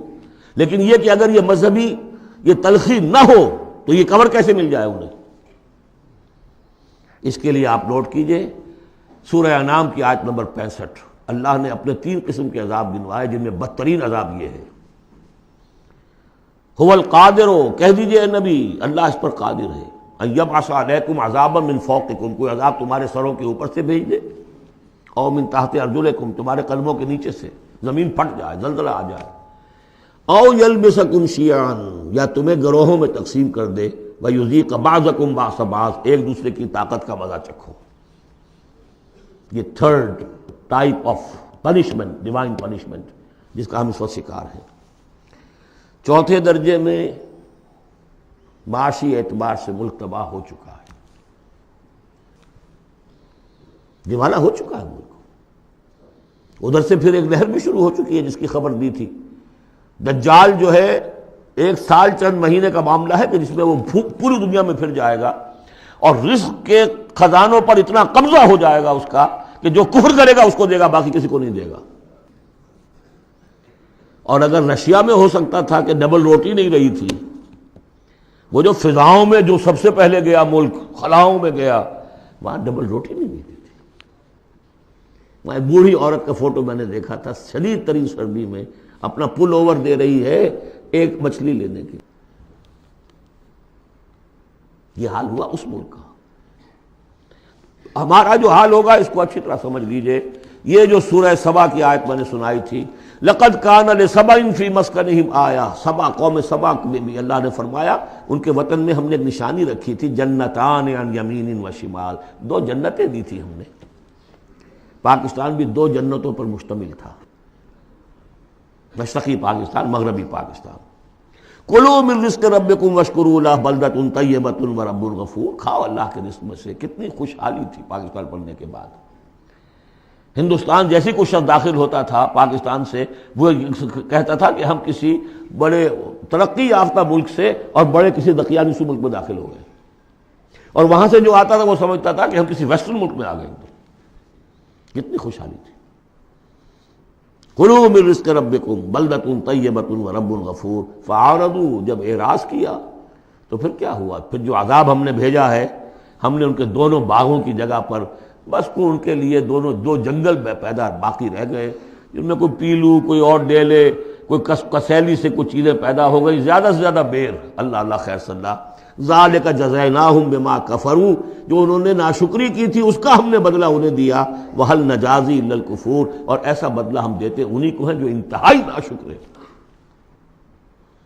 بہرحال چونکہ اسی ملک کو جو قوم سبا تھی، اس کے بارے میں آخری جو الفاظ آئے ہیں قرآن میں، فَجَعَلْنَاهُمْ أَحَادِيثَ وَمَزَّقْنَاهُمْ كُلَّ مُمَزَّقٍ. ہم نے انہیں بس کہانیاں بنا دیا کہ کبھی ایک قوم ہوتی تھی، اس کی بڑی عظمت تھی، اس کا بڑا تلطنہ تھا اور دبدبہ تھا، اور ٹکڑے کر کر کے اس کو ختم کر دیا. اس صدی میں 2 عظیم مملکتیں، عظیم سلطنتیں نسیہ منسیہ ہو گئی. دی گریٹ آٹومان امپائر، پہلی جنگ عظیم کے بعد vanished from the map of the world. The great USSR. اب کبھی طالب علم ڈھونڈا کریں گے کہاں کہاں ہوتی تھی USSR. زمین رہتی ہے، نام بدل جاتے ہیں، آئیڈینٹی بدل جاتی ہے. یہ تو میں نے آپ کو بتایا ہے قرآن اور سنت کے مختلف حوالوں سے کہ اس وقت پاکستان کی خصوصی حیثیت کیا ہے. ایک چند پہلوؤں سے اور دیکھ لیجئے. یہ other side of the picture ہے. 400 سال کی تجدیدی مساعی ہمارے پشت پر ہے. 1000 سال تک سارے مجددین امت عالم عرب میں پیدا ہوئے. 11ویں صدی، 12ویں صدی، 13ویں صدی، 14ویں صدی تمام مجددین امت ہندوستان میں پیدا ہوئے. مجدد ثانی شیخ احمد سرہندی، 12ویں صدی کے مجدد اعظم شاہ ولی اللہ دہلوی، 13ویں صدی کے مجدد اعظم سید احمد بریلوی، 14ویں صدی کے مجدد اعظم شیخ الہند مولانا محمود حسن، اور عظیم اور شخصیات علامہ اقبال، مولانا مودودی، مولانا الیاس. ایسی شخصیات پوری دنیا میں ان کے برابر کی شخصیات نہیں. یہ سارا ہمارے پیچھے ہے. یہ کیا ہے؟ یہ بار ہے ہم پر، ماضی کا ایک قرض ہے ہمارے کندھوں کے اوپر، ایک ذمہ داری ہے اسلاف کی طرف سے. پھر فکری اور روحانی اعتبار سے نوٹ کیجئے. ڈاکٹر شریعتی ایران کے اور مالک بن نبی الجزائر کے کھل کر لکھ چکے اپنی کتابوں میں کہ intellectual and spiritual centre of gravity of Islamic world of Islam has shifted to South Asia. Iqbal جیسا مفکر جو پیدا ہوا، آپ اندازہ کیجیے. ایک زمانے میں کبھی بغداد ہوتا تھا علم کا مرکز، پھر اسپین ہوا ہے علم کا مرکز، پھر شمالی افریقہ بنا ہے جہاں ابن خلدون جیسی شخصیتیں ابھری ہیں. اس کے بعد وہ کہتے ہیں کہ اب جو اسلام کا روحانی اور intellectual centre of gravity of this امہ has shifted to the South Asia. تیسری بات یہ کہ بھارتی مسلمانوں نے پاکستان بنانے کے لیے گویا کہ ایک طرح سے اپنا فرض کفایہ ادا کیا تھا. انہیں معلوم تھا کہ یہاں تو پاکستان نہیں بنے گا. انہوں نے کس لیے حصہ لیا؟ کہ وہ اسلام کا بول بالا کرنے کے لیے، یا کم سے کم امت کا اکثر حصہ 2/3 تو بچ جائے اس سارے دباؤ سے کہ جو آ رہا تھا. تو اس حوالے سے ان کا بھی تو ذمہ داری کا بوجھ پھر ہمارے کندھوں پر ہے. وہ جو جھیل رہے ہیں آج، معاشی طور پر وہ پست ہیں، ملازمتیں انہیں نہیں ملتی ہیں، تعلیم گاہوں میں ان کو داخلے نہیں ملتے ہیں، ان کی زبان ختم کر دی گئی ہے. اب ہندی زبان میں ظاہر بات ہے کہ اب تو پھر بھی وہ ایک نسل، لیکن 2 نسلیں تو بیت گئیں کہ جو اس تعلیم کی، اس زبان کی وجہ سے وہ پیچھے رہ گئی. یہ سب کچھ ہوا، کیوں جھیلا انہوں نے؟ یہ جو ہم پہ گزری سو گزری مگر شب ہجراں، ہمارے اشک تیری عاقبت سوار چلے. تو جو کچھ بیت رہی ہے ان پر، جبکہ انہیں یہ سننے پڑتے تھے نعرے، مسلمان کے 2 استھان، پاکستان یا قبرستان، نکلو یہاں سے، تم یہاں ہو کیوں یہاں پر؟ اب تیسرا اسپیکٹ میں آپ کو بتانا چاہتا ہوں. کچھ پیشین گوئیاں ہیں نبی اکرم صلی اللہ علیہ وسلم کی. ان پیشین گوئیوں میں اس خطے کا بھی ایک رول ہے. میں تفصیل میں نہیں جا سکتا. پیشین گوئی ایک یہ ہے جو قرآن اس سے بھی ثابت ہے. 3 مرتبہ فرمایا کہ رسول کو ہم نے بھیجا ہے دین کے غلبے کے لیے، اور 5 دفعہ فرمایا کہ بھیجا ہے تمام انسانوں کے لیے. تو رسولوں کا مقصد، رسول صلی اللہ علیہ وسلم کی بعثت کا مقصد پورا ہو ہی نہیں سکتا جب تک کہ پورے عالم اسلامی پر دین جو ہے قائم نہ ہو جائے. بقول اقبال کے وقت فرصت ہے کہاں، کام ابھی باقی ہے، نور توحید کا امام ابھی باقی ہے. لیکن حضور نے خبر دی ہوگا. دنیا کے خاتمے سے پہلے کل روئے ارضی پر نظام خلافت علی منہاج النبوہ قائم ہوگا، اور اس کے قائم ہونے میں خراسان کا علاقہ اور عرب کے مشرق کے ممالک جو ہے وہ رول پلے کریں گے.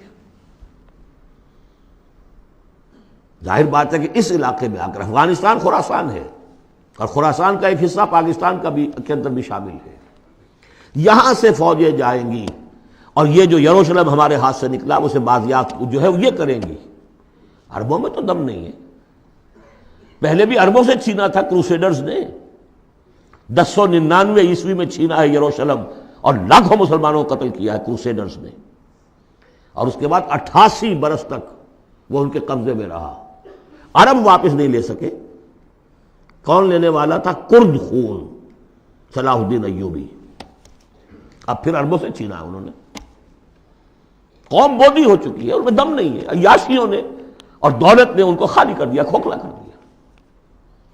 اب بھی کوئی لیں گے تو فرمایا کہ خراسان کی طرف سے جھنڈے آئیں گے، انہیں کوئی روک نہیں سکے گا جب تک کہ یہاں نہ پہنچ جائیں، اور یہاں ایلیا میں جا کر، یروشلم میں جا کر نصب نہ ہو جائیں.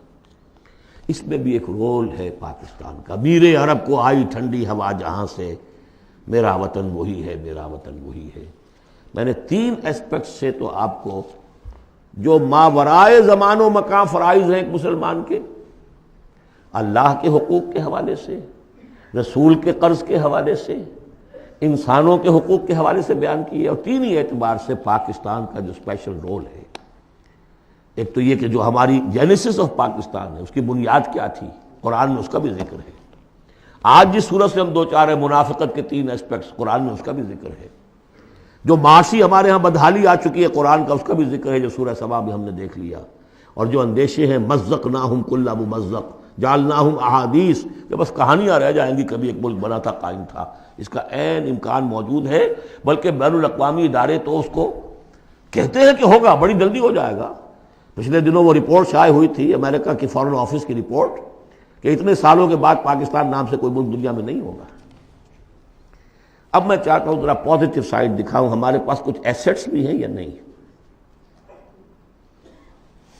پہلی بات یہ ہے کہ چاہے کتنا ہی متزلزل ہے، کچھ ہے، پاکستان کے دستور میں اسلام جتنا آ گیا ہے، اگرچہ اس کی تکمیل جو ہے بہت مشکل ہے، لیکن اتنے حصے کو بھی نکال دینا کسی کے مائی کے لال کے لیے ممکن نہیں ہے. قرارداد مقاصد آئی، اللہ کی حاکمیت کا اقرار ہے، گویا کہ نظام خلافت اصولاً دستوری طور پر پاکستان میں نافذ ہو چکا ہے. ایسے جیسے میں مسلمان ہوں، چاہے میں عمل نہیں کر رہا اسلام پر، مسلمان ہوں. ہمارا ہر شخص مسلمان ہے، چاہے وہ عمل نہیں کر رہا ہے. اسی طرح پاکستان مسلمان ملک بن گیا ہے جب اس نے کہا sovereignty belongs to him and not to us. حاکمیت اللہ کی ہے اور ہمارے ہاتھ میں جو اختیارات ہیں وہ ایک سیکریٹ ٹرسٹ ہے، اور یہ سیکریٹ ٹرسٹ استعمال ہوگا اسی حاکم مطلق کی دی ہوئی عائد کردہ حدود کے اندر. یہ ہے لا الہ الا اللہ. دستوری زبان میں یہ لا الہ الا اللہ، ان الحکم الا للہ لہ الملک. پھر یہ کہ ایک بہت بڑا ایسٹ یہ ہے، بہت سی تحریکوں، بہت سے مصنفین، علامہ اقبال، مولانا مودودی اور بھی بہت سے مصنفین کی مسائل سے پاکستان میں جوان، ادھیڑ اور بوڑھے عمر کے لوگوں کی بہت بڑی تعداد ہے جو دو چیزیں ان کے اندر موجود ہیں. نمبر ایک، انہیں یہ معلوم ہو چکا ہے کہ ہمارا دین اسلام دین ہے، مذہب نہیں ہے، یہ پوری زندگی کا دین ہے، معلوم ہے. وہ دور گزر گیا جب کہ سمجھا جاتا تھا کہ بس نماز روزہ دین ہے. کچھ لوگ اب بھی ہیں، لیکن یہ معلوم ہے سب کو کہ یہ کل زندگی کا دین ہے. عبادت کا مطلب صرف نماز روزہ نہیں ہے، پوری زندگی میں اللہ کی بندگی ہے. وہ تصور دی ہاتھ سے دے کر اگر آزاد ہو ملت ہے، ایسی تجارت میں مسلمان کا خسارہ. کوئی دین و دنیا میں جس دم جدائی، حبس کی امیری حبس کی وزیری، جدا ہو دین سیاست سے تو رہ جاتی ہے چنگیزی. یہ اقبال کا پیغام تھا. وحدت دین و دنیا، دنیا کو تابع کرنا ہے دین کے. اور یہ کہ بہت سے لوگوں کے دلوں میں اس کی امنگ بھی ہے، خواہش بھی ہے، جذبہ بھی ہے.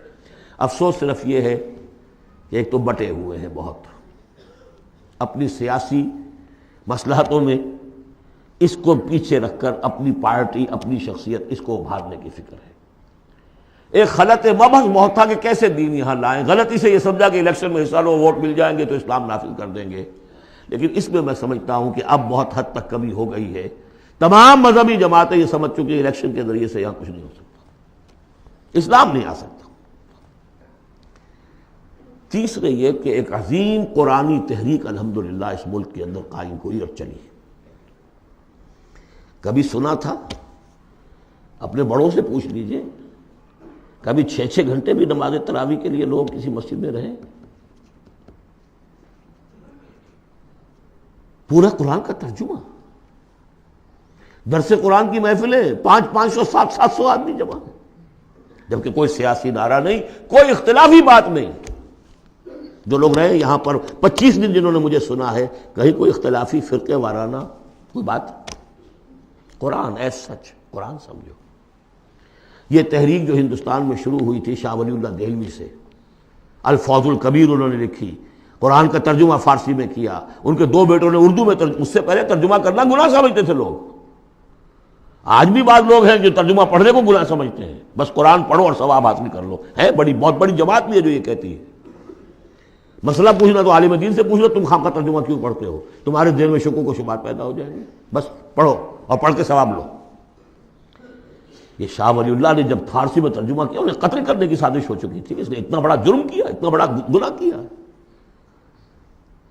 بلا لیے گئے تھے سرحد کے علاقے سے پٹھان قتل کرنے کے لیے. اور مسجد جو فتح پور کی ہے دہلی کی، جو چاندنی چوک کے ایک سرے پر ہے، وہاں درس حدیث دیتے تھے عصر کے بعد، اور اس کے بعد وہ نکل رہے تھے مسجد میں، باہر وہ کھڑے ہوئے تھے قتل کرنے کے لیے. لیکن کچھ اللہ نے ایسی ہیبت ڈال دی اس وقت ان کے دل پر، کوئی ایسی ان کی شخصیت کا اثر پڑا، وہ حملہ نہیں کر سکے. بہرحال یہ تحریک شروع کی انہوں نے، قرآن کو ایک اوپن کتاب بنایا، کھلی کتاب، پڑھو اس کو، سمجھو اس کو. لیکن الحمدللہ اس کا اگر یہ ملک نہ بنتا تو شاید یہ تحریک ایسی آپ کو یہاں نظر نہ آ سکتی. مواقع ملے ہیں ہمیں، اللہ نے ہمیں سہولتیں دی ہیں. آپ کو معلوم ہے کتنے مہینے تک ہر ہفتے الہدا کا پروگرام جو ہے پورے ملک میں، جو یوں سمجھیے کہ نیشنل حکم پر ایک ہی وقت میں، اور وہ ٹیلی کاسٹ ہوا.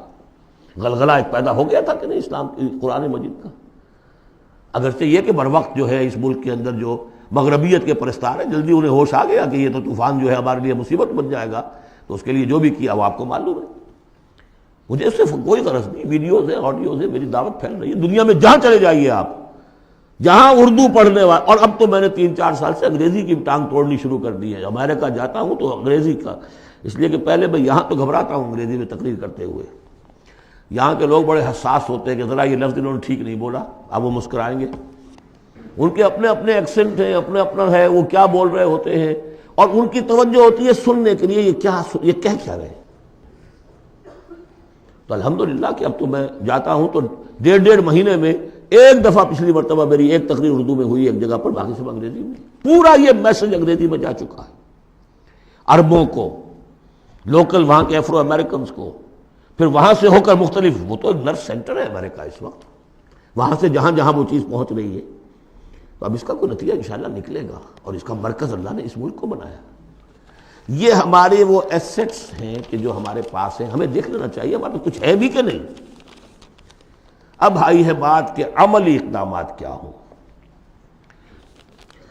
اس شعور کو اجاگر کیا جائے کہ اللہ کے دین کو غالب کرنے کی جد و جہد فرض عین ہے، nobody is exempt۔ یہی میں نے آپ کے سامنے بیان کر دیا۔ اگر دین قائم نہیں ہے تو ہماری عبادت جزوی ہے، ایک حصے میں ہم عبادت کر رہے ہیں اللہ کی، باقی دوسری زندگی کے ہمارے پہلو جو ہے اللہ کی بغاوت پر مشتمل ہے۔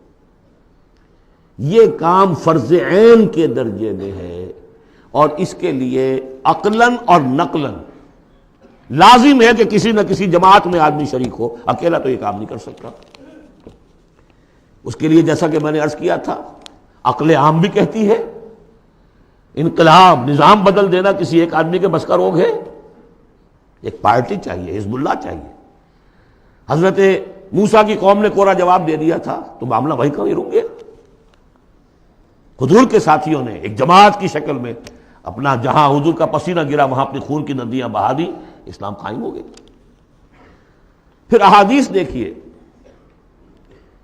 علیکم بالجماعہ، لا اسلام الا بالجماعہ، اور سب سے بڑی حدیث انی آمرکم بخمس، اللہ اے مسلمانوں میں تمہیں 5 باتوں کا حکم دے کر جا رہا ہوں، اللہ امرنی بہن، مجھے اللہ نے ان کا حکم دیا ہے، بالجماعت والسمع والطاعت والہجرت والجہاد فی سبیل اللہ۔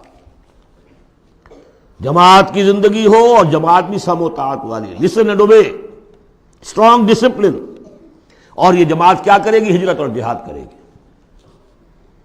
یہ حدیث جو ہے ذرا نوٹ کیجئے کس قدر اس میں ایمفیسس ہے، انی آمرکم بخمس اللہ امرنی بہن، میں تمہیں 5 باتوں کا حکم دے کر جا رہا ہوں، اللہ نے مجھے اس کا حکم دیا ہے۔ پھر اس جماعت کے خد و خال ہم نے پڑھے قرآن مجید میں، حزب اللہ سورہ مائدہ میں، فإن حزب اللہ هم الغالبون، حزب اللہ کے یہ اوصاف ہیں، حزب اللہ اللہ کی پارٹی۔ سورہ مجادلہ میں شیطان کی پارٹی، حزب الشیطان اور اللہ کی پارٹی۔ اس جماعت میں ہر فرد کو ہونا چاہیے، البتہ اس کے لیے یہ نہیں کہ میں صرف اپنی جماعت کی بات کر رہا ہوں، کوئی جماعت ہو جو آپ کو سمجھے، آپ کی سمجھ میں آئے کہ یہ ٹھیک ہے، یہ دین کے لیے صحیح کام کر رہی ہے، اس میں شامل ہو، تاکہ کوئی شخص بھی اس سے محروم نہ ہو۔ جیسے حضور نے فرمایا بلغوا عنی ولو آیۃ، پہنچاؤ میری جانب سے، کہا ایک ہی آیت پہنچاؤ، میرا کوئی امتی بھی تبلیغ قرآن کے فریضے سے محروم نہ رہ جائے، اس لیے کہ پھر میرا امتی کیسے ہوا؟ میرا امتی ہے تو اسے تو قرآن پہنچانا ہے، ایک آیت پہنچاؤ۔ باقی جو لوگ اپنی زندگیاں وقف کر دیں، ان کے لیے کیا کہا ہے؟ خیرکم من تعلم القرآن وعلمہ، تم میں سے بہترین لوگ وہ ہیں جو قرآن سیکھیں اور سکھائیں، وہ اپنی زندگی وقف کر دیں۔ اس حوالے سے کسی بھی جماعت میں جس پر دل ٹھک جائے، اگرچہ اس کے 4 خصائص ضروری ہیں جو آپ کو تلاش کرنے چاہیے۔ نمبر 1، ڈکلیئرڈ ایم ہونا چاہیے اقامت دین، دین کا غلبہ، نتھنگ شارٹ آف دیٹ۔ کوئی جزوی بات، کوئی سماجی اصلاح، یہ سارے کام اچھے ہوتے ہیں، کوئی خدمت خلق کا کام بہت اچھی بات ہے، لیکن یہ کہ ہر شے کا اپنا ایک مقام ہے۔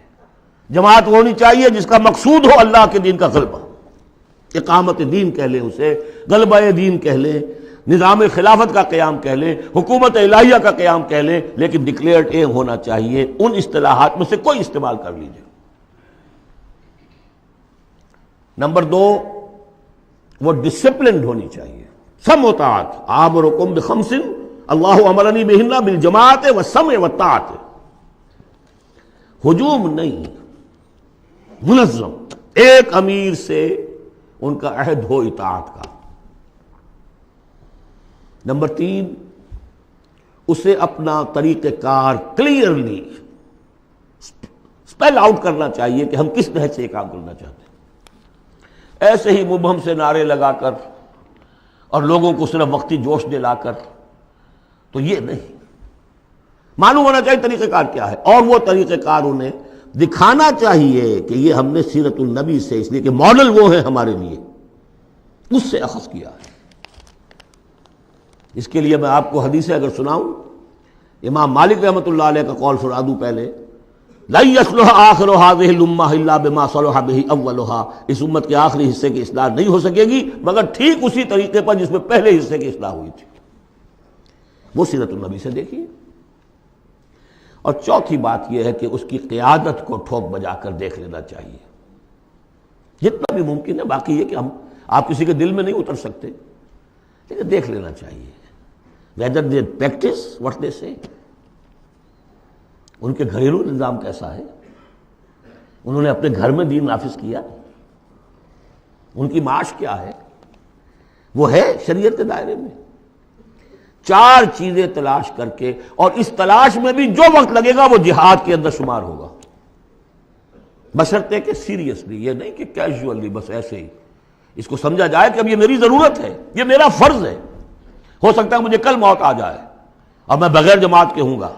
اقامت دین کی جد و جہد فرض عین ہے، اور اس کے لیے نماز شرط لازم ہے، جیسے نماز کے لیے اس کے لیے جماعت شرط لازم ہے، جیسے کہ نماز کے لیے وضو شرط لازم ہے، وضو کے بغیر نماز نہیں ہوتی۔ یہ چار شرطوں میں انسان تلاش کرے، جو بھی سمجھ میں آ جائے، جو بھی سمجھ میں آ جائے، فاتقوا اللہ ما استطعتم۔ لیکن یہ کہ یہ معلوم ہو ہمارے ملک کی بھی بقا اسی میں ہے، اس کا استحکام بھی اسی میں ہے۔ یہ کشتی ڈوبتی ہے تو ہم ڈوبیں گے، یہ تیرتی ہے تو ہم تیریں گے، خالص دنیاوی اعتبار سے بھی سوچنے کی بات ہے۔ اور پھر یہ کہ اللہ کے ساتھ وعدہ خلافی کی اس سے کہیں زیادہ سزا کہیں مل نہ جائے۔ مشرقی پاکستان جب علیحدہ ہوا تھا کتنی بڑی سزا ملی تھی، 93,000 قیدی مسلمان قوم کا اس ہندو کے پاس جس پر کہیں 800 برس حکومت کی، کہیں 1000 برس حکومت کی، بیڑوں بکریوں کی طرح انہیں ٹرکوں میں لاد کے لے کر گئے ہیں، جیسے ڈیرہ غازی خاطر بکریاں اور بھیڑیں آتی ہیں لاہور میں ذبح ہونے کے لیے۔ ٹائیگر جرنیل اور اپنا جو ہے پستول پیش کر رہا ہے، یؤت الجزیۃ عن ید وہم صاغرون، اور اندرا گاندھی کو کہنے کا موقع ملا we have avenged our 1000 years defeat، اور ہم نے دو قومی نظریے کو بے آف بنگال میں غرق کر دیا ہے۔ پاکستان میں جس طرح بھارتی پکچروں کے ویڈیو دیکھے جاتے ہیں اور جس طرح وہ سنا جاتے ہیں پروگرام، وہ کالونائز تو ہم کر چکے ہیں۔ بھارت ہے تو آلریڈی کالونائزڈ پاکستان، کلچر پر قبضہ انہوں نے کر لیا ہوگا تو بتایا کیا گیا آپ کے پاس؟ یہ سونیا گاندھی کا بیان تھا۔ تو غور کر لیجئے، ایک کام یہ کہ ہر شخص لگے سوچے یہ میری زندگی اور موت کا مسئلہ ہے، یہ میرے دین کا فرض عین ہے، یہ میرے اللہ کا حق ہے، یہ مجھ پر میرے رسول کا حق ہے، یہ مجھ پر پوری نوع انسانی کا حق ہے، یہ مجھ پر میرے وطن کا حق ہے، میرے ملک کا حق ہے، میری 400 برس کی تاریخ کا حق ہے، اور جو بھی خبریں دی ہیں محمد الرسول اللہ صلی اللہ علیہ وسلم، ان سے بھی میرے اندر یہ جذبہ پیدا ہو جانا چاہیے کہ ان کی صداقت کو ثابت کرنے کے لیے تن من دھن لگا دوں۔ اب میں چند باتیں عرض کروں گا جو میں نے کہا کہ یہ تو ہے کوئی جماعت آپ تلاش کریں، اور اس کے بعد بھی انسان آنکھیں کھلی رکھے، کان کھلے رکھے، غور کرتا رہے۔ ہے جستجو کے خوب سے ہے خوب تر کہاں، آج شروع تو کر دینا، کسی میں شریک ہو جائے۔ اس میں یہ بات بھی عرض کر دوں کہ میرے نزدیک جماعت کی بنیاد جو ہے مسنون اور منسوس اور معصور، وہ ہے بیعت کا نظام۔ لیکن اگر بیعت کا نظام نہ بھی ہو اور وہ صرف دستوری جماعت ہو، وہ بھی مباح ہے، جماعت کے حق میں ہے، بشرطے کہ اس کا ڈسپلن مضبوط ہو۔ وہ چار آنے والی ممبری والی جماعتیں سیاسی جماعتیں ہوتی ہیں، وہ جماعت جس کا ڈسپلن ہو، جس کا اخلاقی ایک معیار ہو۔ اب میں ذرا چند باتیں آپ سے عرض کر دوں۔ 65 سے میں نے اپنے مشن کا آغاز کیا تھا۔ پہلا میرا کام تھا دعوت رجوع القرآن کا، جو آج تک چل رہا ہے۔ ایسا نہیں ہوا ہے کہ میں نے کوئی قدم اگلا ہٹایا ہو تو اس کام کو چھوڑ دیا ہو۔ اس ضمن میں چاہوں گا کہ جو حضرات بھی جاننا چاہیں کہ اس میں کیا کچھ ہوا ہے، کس طور سے ہوا ہے، اس کا صغرا کبرا کیا ہے، اس کا پس منظر کیا ہے، اس کا ریشنلے کیا ہے، وہ میری ایک کتاب ہے دعوت رجوع القرآن کا منظر اور پس منظر۔ یہ کتاب مطالعہ کریں جن صاحب کو بھی میرے کام کے اس پہلی شق سے کوئی دلچسپی ہے۔ اس کے ضمن میں آپ نے سن لیا ہے یہاں پر بھی خواتین کے پروگرام بھی ہو رہے ہیں، 1 ایئر کورس بھی شروع ہو رہا ہے، لاہور میں تو مسلسل ہو رہا ہے، امریکہ سے آ کے لوگ وہاں پر شریک ہو رہے ہیں اور 1 ایئر کورس کر کر کے نوجوان جا رہے ہیں الحمدللہ کہ وہاں پر ہمارا جو ہے اب انشاءاللہ کوئی اکیڈمی وہاں پر بھی شروع ہو جائے گی. یہ ہو رہا ہے امریکہ کے اندر. دوسرا کام جو میں نے کیا الحمدللہ اللہ کے فضل و کرم سے، ایک مختصر لیکن منظم جماعت تنظیم بیعت کی بنیاد، ایک مردہ سنت کو زندہ کیا آپ نے. میرا دعویٰ یہ ہے کہ بنیاد کسی جماعت کی قرآن، حدیث، سنت، سیرت اور 1400 برس کی تاریخ دنیا جو ہماری مسلمانوں کی ہے، 1300 برس تک کم سے کم کوئی اور بنیاد اجتماعیت کی ہے ہی نہیں سوائے بیعت کے. حضور نے کی بیعت، آؤ بیعت کرو میرے ہاتھ پر، آؤ مرنے کی بیعت کرو. یا پھر وہ بیعت جو عقبہ ثانیہ میں لی گئی تھی، بایعنا رسول اللہ صلی اللہ علیہ وسلم علی السمع والطاعۃ فی العسر والیسر والمنشط والمکرہ، بڑی طویل حدیث ہے، وہ میں بعد میں آپ کو بتاؤں گا بھی. ہم نے اسی کو اخذ کیا ہے، اختیار کیا ہے تنظیم اسلامی میں شمولیت کے لیے جو بیعت ہے وہی سے لی ہے. بہرحال ہم نے اس پر ایک جماعت مرتب کر دی ہے، ڈھانچہ بنا دیا ہے، نظام العمل بنا دیا اس کا. یہ نہیں ہے کہ بیعت کا مطلب یہ کہ اب آپ کو کچھ کہنے کا حق ہی نہیں. لا حول ولا قوت. حضور سے لوگ اختلاف کر لیتے تھے. حضور نے فرمایا تھا غزوہ بدر میں کہ کیمپ یہاں لگا دو، لگا دیا گیا. پھر کچھ لوگوں نے کہا کہ حضور اگر تو یہ وحی سے ہے تو ٹھیک ہے، سر آنکھوں پر، اگر آپ کی ذاتی رائے تو اجازت ہو تو ہم کچھ عرض کریں. فرمایا ہاں کہو کہ ہمارا جو تجربہ ہے جنگی تجربہ اس کی روح سے وہاں پر کیمپ ہو تو اچھا. فرمایا اٹھاؤ، اکھاڑو کیمپ یہاں سے لگا دو. تو مشورہ، شاورہم فی الامر، ان سے مشورہ کرتے رہا کیجئے. قرآن مجید میں حضور کو حکم ہے، مشورہ بھی ہو سکتا ہے، اختلاف رائے بھی ہو سکتی ہے، ذاتی تنقید بھی کیجئے. ہمارے ہاں تنظیم اسلامی کے اندر سالانہ ایک اجتماع وہ ہوتا ہے جس میں جو شخص چاہے آئے اور مجھ پر ذاتی تنقید کرے. باقی شورا کا نظام اپنی جگہ پر ہے جو الیکٹڈ ہوتے ہیں لوگ. تو ایک یہ کہ اس اصول پر ایک جماعت بنا دینا جو صرف پیری مریدی کا دھندا رہ گیا تھا، اسی لیے پہلے لوگ بڑے ہنسے یہ بیعت پر جماعت. لیکن یہ کہ اب وہ جماعت ہے الحمدللہ، اب وہ ایک اوپن انسٹیٹیوشن ہے اور اس کو ہم نے اس کا پورا نظام العمل بنا دیا ہے. اس میں اختلاف کی گنجائش ہے، اس میں اس طرح مشورہ ہوگا، اس طرح بات ہوگی. اور اس کے لیے 10 کتابچے ہیں چھوٹے چھوٹے، 50 60 صفحے کے. تنظیم کی بنیادی دعوت کو سمجھنے کے لیے وہ 10 کتابچے اس وقت یہاں نہیں ہوں گے، لیکن جس کا بھی ارادہ ہو جائے کہ سمجھنی ہے بات، اب جہاں اور جماعتوں کو دیکھنا ہے اس کو بھی دیکھنا ہے. یہ بھی ایک جماعت ہے. میں یہ نہیں کہتا یہی ایک جماعت ہے، جو بھی قافلے ہیں دیکھیے، سب کو دیکھیے، لیکن اگر تنظیم کو سمجھنا ہے تو 10 کتابچے چھوٹے چھوٹے. عزم تنظیم، تنظیم اسلامی کا تاریخی پس منظر، تعارف تنظیم، نظام العمل، میرا ذاتی حساب کتاب کہ میں نے دنیا میں کتنی جائیداد بنائی ہے، کب شروع کیا تھا تو اس کے بعد سے میری روٹی کہاں سے چلی ہے، اب کیا صورتحال ہے، ایک ایک پیسے کا حساب دے دیا. وہ میرا حساب کم و بیش کے نام سے وہ پمفلٹ موجود ہے.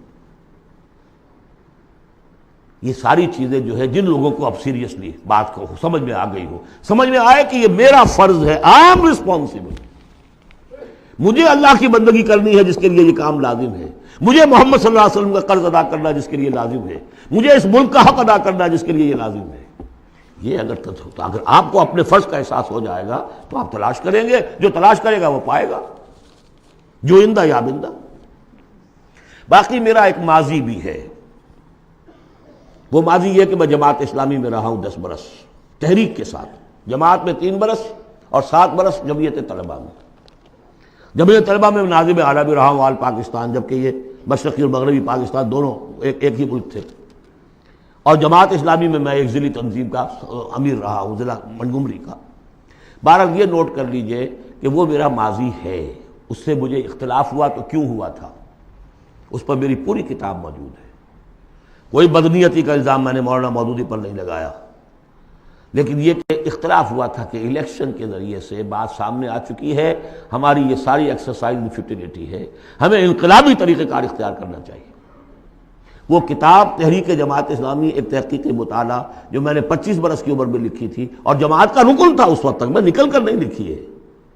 میں نے وہ تو جس کو نوٹ آف ڈسینٹ ہوتا ہے، پارٹی ورکر ہے، ممبر ہے، اور وہ ڈس اولیژن ہو گیا کسی وجہ سے، اختلاف ہو گیا ہے، تو اپنی رائے ظاہر کرتا ہے نا، وہ میں نے پیش کی تھی، وہ کتاب بھی موجود ہے، لیکن اس کے بعد جس طریقے سے اس کی مس ہینڈلنگ ہوئی اس سارے اختلاف کی، اور پھر بڑے بڑے لوگ مولانا امین حسن اصلاحی صاحب، عبدالغفار حسن صاحب، عبدالجبار غازی صاحب، عبدالرحیم اشرف صاحب، کراچی کے شیخ سلطان صاحب، شیخ جمیل الرحمان صاحب، اور بہت سے، مولانا افتخار بلخی صاحب، یہ سب لوگ جو جماعت سے علیحدہ ہوئے، یہ حادثہ کیوں ہوا، اس پر بھی پھر میری ایک کتاب ہے، تاریخ جماعت اسلامی کا ایک گم شدہ باب۔ جنہیں میرے اس ماضی کو دیکھنا ہو، کوئی شکوک و شبہات تو میرے بارے میں بڑے پروپیگنڈے کر دیے گئے ہیں، اور جس کی وجہ سے حجابات سے قائم ہو چکے ہیں، لیکن اس کو دیکھنا، اسٹڈی کریں، معلوم کر لیں، دودھ کا دودھ پانی کا پانی علیحدہ ہو جائے۔ تیسرا کام جو الحمدللہ میں اللہ کا بڑا فضل و کرم اپنے اوپر مانتے ہوئے اس کا تذکرہ کر رہا ہوں، اسے کسی درجے میں بھی کوئی خود ستائی نہ سمجھیے، بلکہ آج ہی جو آپ نے آیت پڑھی ہے فَأَمَّا بِنِعْمَتِ رَبِّكَ فَحَدِّثْ، جو بھی نعمتیں ہوئی ہوں ان کا تذکرہ کیا کرو۔ الحمدللہ کہ منہج انقلاب نبوی کے اوپر ہر اعتبار سے اس کو بالکل واضح کر کے، اور اس سے ہم نے ایک پروسیس اخذ کیا ہے۔ میں آپ سب سے کہوں گا اس کا مطالعہ کیجئے، سمجھ میں نہ آئے پھینک دیجئے اٹھا کر، کسی جگہ پر اختلاف ہو تو مجھ سے کیجئے بات۔ منہج انقلاب نبوی کتاب بھی ہے، کیسٹس بھی ہے، آڈیوز بھی ہے، ویڈیوز بھی ہے۔ چوتھے درجے میں ہم نے تحریک خلافت شروع کی تھی، سن 91 میں میں نے یہی کراچی سے شروع کی، پھر اس کے بعد یہی کراچی میں خالق دینا ہال میں نے 4 دن لیکچر دیے خلافت کے موضوع پر، اور اس کے بعد اگرچہ پروگرام یہ تھا کہ اسے ایک عوامی موومنٹ چلایا جائے، لیکن ابھی فی الحال ہم نے محسوس کیا کہ لوگ کچھ ہلنے کے لیے تیار نہیں ہے۔ وہ ضرور دستخط کر دیتے ہیں، فارم پر کر دیتے ہیں، 2000 کا جلسہ ہے، 200 فارم ہمیں مل گئے، لیکن اس کے بعد ان کو ڈھونڈیے تو ملیں گے نہیں۔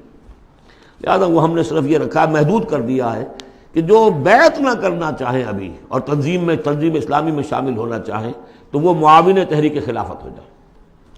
اور ایک ہم نے تحریک خلافت ایک بنائی ہے رجسٹرڈ باڈی، تاکہ خلافت سے متعلق جو بھی مواد ہے وہ لوگوں کو پہنچایا جائے، ماڈرن حالات میں ماڈرن سٹیٹ ہو، خلافت اصولی طور پر کیا تھی، اور خلافت حضور کے دور میں کیا تھی، اور خلافت اب کیا ہوگی، اس کو سمجھنا ہے دلیل کے ساتھ۔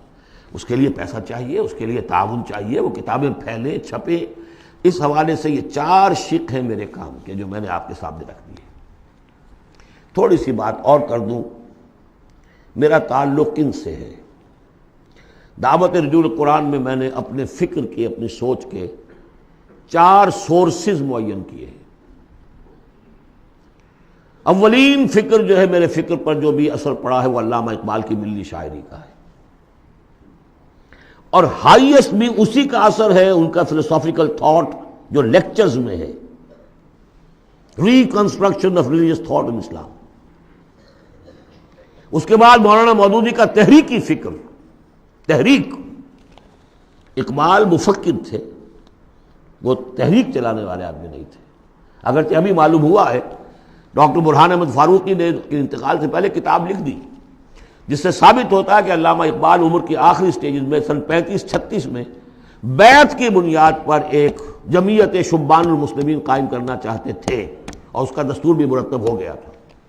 وہ ڈاکٹر برہان احمد فاروقی کی کتاب، اس کی تلخیص کر کے ہم نے شائع کر دیا علامہ اقبال کی آخری خواہش، اس میں خط و کتابت ہے، وہ ساری کی ساری چیزیں جو ریکارڈ میں موجود ہیں۔ لیکن بہرحال انہوں نے اپنی زندگی میں یہ کام شروع کر نہیں سکے۔ یہ کام مولانا مودودی نے شروع کیا، تحریک اٹھائی، جماعت بنائی۔ لیکن مولانا مودودی سے پہلے میرے نزدیک ابوالکلام بھی تھے، انہوں نے حزب اللہ بنائی تھی 1913 میں، اور وہ بیعت کی بنیاد پر تھی۔ اس حوالے سے یہ میرا ایک پس منظر ہے، اور 3 اعتبارات سے پھر میں اپنا رشتہ جوڑتا ہوں شیخ الہند سے، وہ نوٹ کر لیجیے اچھی طرح۔ ایک تو یہ کہ شیخ الہند کا جو ترجمہ، اس پر جو تفسیری حواشی لکھے شبیر احمد عثمانی صاحب نے، یہ میرے لیے قرآن فہمی کا بہت بڑا سورس ہے۔ تفہیم القرآن بھی، تدبر قرآن بھی، لیکن تفہیم القرآن میں بھی ایک چیز جو ہے وہ تشنا ہے، اس میں دین میں تصوف کی جو چاشنی ہے، باطنی کیفیات، وہ اس میں نہیں آ رہی ہے۔ تحریکی ہے، زبردست تحریکی انداز ہے، تحریک میں وہاں سے لیتا ہوں، لیکن ایک اسلاف کے ساتھ جڑنا، اور ایک یہ کہ دین کا یہ باطنی روحانی جو اس پہلو ہے، یہ میں ان شیخین سے لیتا ہوں، شیخ الاسلام شبیر احمد عثمانی اور ان کے استاد شیخ الہند مولانا محمود حسن۔ پھر ابوالکلام کو شیخ الہند نے تجویز کیا تھا 1920 میں کہ اس کے ہاتھ پر بیعت کرو اور اسے امام الہند مانو، اور مولانا مودودی بھی الجمیت کے اندر انہوں نے اپنی صحافت کا آغاز کیا تھا اسی وقت جس زمانے میں کہ شیخ الہند اس کے صدر تھے۔ یہ سارے حقائق جو اس وقت بالکل نگاہوں سے چھپے ہوئے ہیں، یہ میری ایک کتاب ہے جماعت شیخ الہند اور تنظیم اسلامی، اس میں تفصیل کے ساتھ موجود ہے۔ یہ میں صرف اس لیے بتا رہا ہوں کہ جس کو بھی ان 25-26 دنوں کے اندر کوئی بھی تعلق خاطر قائم ہوا ہو، جو سیریسلی سوچنے کو تیار ہو، وہ ان چیزوں کا مطالعہ کریں۔ اب آخری بات ہے، من انصاری اللہ، کون ہے میرا مددگار اللہ کی راہ میں؟ اس مدد کی کیا کیا شکلیں ہو سکتی ہیں؟ سب سے پہلے تو یہ جو میرے فکر سے متفق ہو گئے، جو طریقہ کار ان کے سامنے آیا ہے اس کو انہوں نے مان لیا، اگر وہ مجھ سے واقف بھی ہیں اور مجھ پر اعتماد بھی کر سکتے ہیں تو تاخیر نہ کریں اور بیعت کریں اور تنظیم اسلامی میں شامل ہو جائیں۔ اس بیعت کی وضاحت میں ابھی اس حدیث کی روح سے کروں گا بعد میں۔ یہ نہیں اگر اس سے کمتر ابھی آپ چاہتے ہیں کہ کوئی نسبتاً کمتر معاملہ رہے ابھی بیعت کے معاملے میں، اتنا اقدام جو ہے فوری طور پر نہ ہو، تو یہاں کی انجمن خدام القرآن ہے، اس کے ممبر بنیے۔ 1 ایئر کورس شروع ہو رہا ہے، اس میں وقت نکالیے۔ آپ نے جو ہے مختلف پروفیشنل تعلیم کے اوپر کتنے سال لگائے ہیں؟ کوئی ایم ایس کر کے آتا ہے امریکہ سے، کتنے سال لگائے ہوتے ہیں؟ کیا 1 سال بھی نہیں نکال سکتے زندگی کا؟ اللہ پوچھے گا تم سب کچھ پڑھ لیا، تم نے انگریزی پڑھ لی، تم نے اتنی پڑھ لی انگریزی کہ انگریزوں کو پڑھا دو، اور عربی اتنی بھی نہ سیکھی کہ تم میری کتاب کو براہ راست سمجھ سکتے۔ ہم نے ان کے لیے 1 ایئر کورس شروع کیا ہے کہ جو لکھے پڑھے جاہل ہیں، اس اعتبار سے کہ ایک طرف پی ایچ ڈی ہے، ڈاکٹریٹ کی ہوئی ہے، دوسری طرف الف بے تے قرآن کی معلوم نہیں۔ نمبر 3، تحریک خلافت جو ہے اس کی 2 شکلیں ہیں۔ معاون تحریک خلافت وہ تنظیم اسلامی کے تابع ہوگا، تنظیم اسلامی کے ساتھ ہوگا، لیکن بیعت کیے ہوئے نہیں ہوگا۔ جو بیعت کرتا ہے وہ رفیق کہلاتا ہے تنظیم اسلامی کا۔ اور دوسرا یہ کہ ہم نے ایک ایسی جماعت بنائی ہے جس میں کہ اس لٹریچر کو پھیلانے کے لیے ہمیں وسائل چاہیے، اس کی ممبرشپ ہے۔ جو شخص بھی صاحب استطاعت ہے 500 روپے ماہانہ اگر وہ تحریک خلافت کو دے سکتا ہے تو وہ اس کا رکن بنے گا۔ وہ ایک رجسٹرڈ باڈی ہے، اس کے سارے حساب کتاب جیسے انجمنوں کے ہوتے اس طریقے سے ہیں۔ یہ 4 شکلیں ہیں کہ جس میں آپ میرے ساتھ تعاون کر سکتے ہیں، شریک ہو سکتے ہیں۔ درجے وار میں نے وہ ساری باتیں آپ کے سامنے رکھ دی۔ اب آخر میں آپ کو بتاتا ہوں کہ جو بیعت ہوتی ہے ہماری، اس کے 3 جز ہیں۔ پہلا جز وہ ہے کہ جو ہر شخص کرتا ہی ہے مسلمان، صرف بیعت کے وقت اسے شعوری طور پر تازے کرنا ہے۔ اشہد ان لا الہ الا اللہ وحدہ لا شریک لہ واشہد ان محمدا عبدہ ورسولہ صلی اللہ علیہ وسلم۔ اسی پر تو ہماری دین کی بنیاد قائم ہے۔ لیکن تازہ کرنا کہ آج میں پھر شعوری طور پر گواہی دے رہا ہوں اللہ کے سوا کوئی معبود نہیں، وہ تنہا ہے، اس کا کوئی شریک نہیں، اور محمد اس کے بندے اور رسول۔ نمبر 2، استغفر اللہ ربی من کل ذنب، میں استغفار کرتا ہوں اللہ سے اپنے تمام گناہوں کا، اے اللہ اب تک جو کچھ ہوا معاف فرما دے۔ اور نمبر 3، وَأَتُوبُ إِلَيْهِ تَوْبَةً نَصُوحًا، اور پروردگار میں تیری جناب میں توبہ کرتا ہوں خلوص دل کے ساتھ۔ یا ایھا الذین آمنوا توبوا الی اللہ توبۃ نصوحا۔ پہلا حصہ یہ ہے۔ دوسرا حصہ، انی اعاہد اللہ، میں اللہ سے عہد کرتا ہوں۔ یہ اللہ سے عہد ہے، بیع و شراء اللہ کے درمیان اور بندے کے درمیان ہے۔ ان اللہ اشتری من المؤمنین انفسهم واموالهم بان لهم الجنہ، جنت اس کے پاس ہے، وہ آپ کو دے گا، آپ سے وہ جان اور مال مانگ رہا ہے۔ وہ بیع کیا ہے؟ انی اعاہد اللہ، میں اللہ سے عہد کرتا ہوں، ان اہجر کل ما یکرہہ، ہر اس چیز کو چھوڑ دوں گا جو اسے پسند نہیں ہے۔ وَأُجَاهِدَ فِي سَبِيلِهِ جُهْدَ اسْتِطَاعَتِي، اور اپنی مقدور بھر اس کی راہ میں جہاد کروں گا۔ اس کے معنی کیا ہے؟ انفق مالی وابذل نفسی، اپنا مال بھی خرچ کروں گا، جان بھی، وقت بھی صرف کروں گا، لِإِقَامَةِ دِينِهِ وَإِعْلَاءِ كَلِمَتِهِ، اس کے دین کو قائم کرنے کے لیے اور اس کے کلمے کی سربلندی کے لیے۔ اب تیسرا حصہ آیا، وَلِأَجْلِ ذَلِكَ، اس مقصد کے لیے، أُبَايِعُكَ، میں آپ سے بیعت کرتا ہوں۔ یہاں سے اب وہ حدیث شروع ہو رہی ہے، أُبَايِعُكَ عَلَى السَّمْعِ وَالطَّاعَةِ، لیکن یہ کہ اس میں ایک لفظ کا اضافہ کیا، فی المعروف، آپ کا ہر حکم سنوں گا اور مانوں گا بشرطے کہ شریعت کے خلاف نہ ہو، with in the parameters of Sharia. حضور سے جو بیعت کی تھی اس میں یہ الفاظ نہیں تھے، سمع و طاعہ، اس لیے کہ حضور غلط حکم دے ہی نہیں سکتے، معصوم تھے، جو حکم دیں گے مانیں گے۔ بایانا رسول اللہ صلی اللہ علیہ وسلم علی السمع والطاعہ، بس ہم نے اس میں اضافہ کیا علی السمع والطاعۃ فی المعروف، شریعت کے دائرے کے اندر فی العسر والیسر، اگر یہ شریعت کے دائرے کے اندر ہے تو چاہے مشکل ہے اور چاہے آسان مانیں گے، والمنشط والمکرہ، چاہے ہماری طبیعتیں آمادہ ہوں اور چاہے ہمیں اپنی طبیعتوں پر جبر کرنا پڑے مانیں گے، وعلی اثرۃ علینا، اور چاہے ہم پر آپ دوسروں کو ترجیح دے دیں، ہم یہ نہیں کہیں گے کہ ہم پرانے ساتھی ہیں، آپ نے نو وارد کو امیر بنا دیا، نہیں، اٹس یور پریروگیٹو، یہ آپ کا اختیار ہے، جس کو چاہیں آپ بنائیں، ہم پر کسی کو ترجیح دے دیں۔ دیکھیے کس طرح باریک بینی سے جماعتی زندگی میں فتنے اٹھنے کے دروازے جو ہے سب ایک ایک کر کے حضور نے بند کیے۔ وَعَلَىٰ اللَّهُ نُنَازِلُ الْأَمْرَ أَهْلَهُ، اور جنہیں آپ امیر بنا دیں گے ان سے جھگڑیں گے نہیں، ان سے بھی تعاون کریں گے، ان کی اطاعت کریں گے۔ حضور نے فرمایا من اطاعنی فقد اطاع اللہ ومن عصانی فقد عصی اللہ، جس نے میری اطاعت کی اس نے اللہ کی اطاعت کی، اور جس نے میری نافرمانی کی اس نے اللہ کی نافرمانی کی۔ ومن اطاع امیری فقد اطاعنی ومن عصا امیری فقد عصانی، جس نے میرے مقرر کردہ امیر کی اطاعت کی اس نے میری اطاعت کی، اور جس نے میرے معین کردہ امیر کی مخالفت کی یا اس کی نافرمانی کی اس نے میری نافرمانی کی۔ اور آخری بات وَعَلَىٰ أَن نَّقُولَ بِالْحَقِّ أَيْنَمَا كُنَّا لَا نَخَافُ فِي اللَّهِ لَوْمَةَ لَائِمٍ، ہم جہاں کہیں بھی ہوں گے حق بات ضرور کہیں گے، مشورہ دیں گے، صحیح دیں گے، اب اپنی بات جو ہے ودہولڈ نہیں کریں گے، اپنے اوپینینز کو روکیں گے نہیں، حق بات کہیں گے، اپنی بات کہہ کر پھر ہم فارغ ہوں گے، اس کے بعد یہ کہ جو فیصلہ امیر کا ہوگا اس کے مطابق اطاعت ہوگی۔ یہ بیعت ہے۔ اور اب آخر میں نے جو آیتیں شروع میں پڑھی تھی، درمیانی آیت کا ترجمہ تو میں نے کر دیا تھا، اس سے پہلے کی دو آیتیں اور اس کے بعد کی دو آیتوں کا ترجمہ اور سن لیجئے۔ یہ پکار جو آج آپ کے سامنے آئی ہے اس کے اس حوالے سے سنیے، یا ایھا الذین آمنوا استجیبوا للہ وللرسول اذا دعاکم لما یحییکم، اہل ایمان لبیک کہو اللہ اور اس کے رسول کی پکار پر جبکہ وہ تمہیں پکاریں جس چیز کے کہ تمہیں زندگی ملے گی۔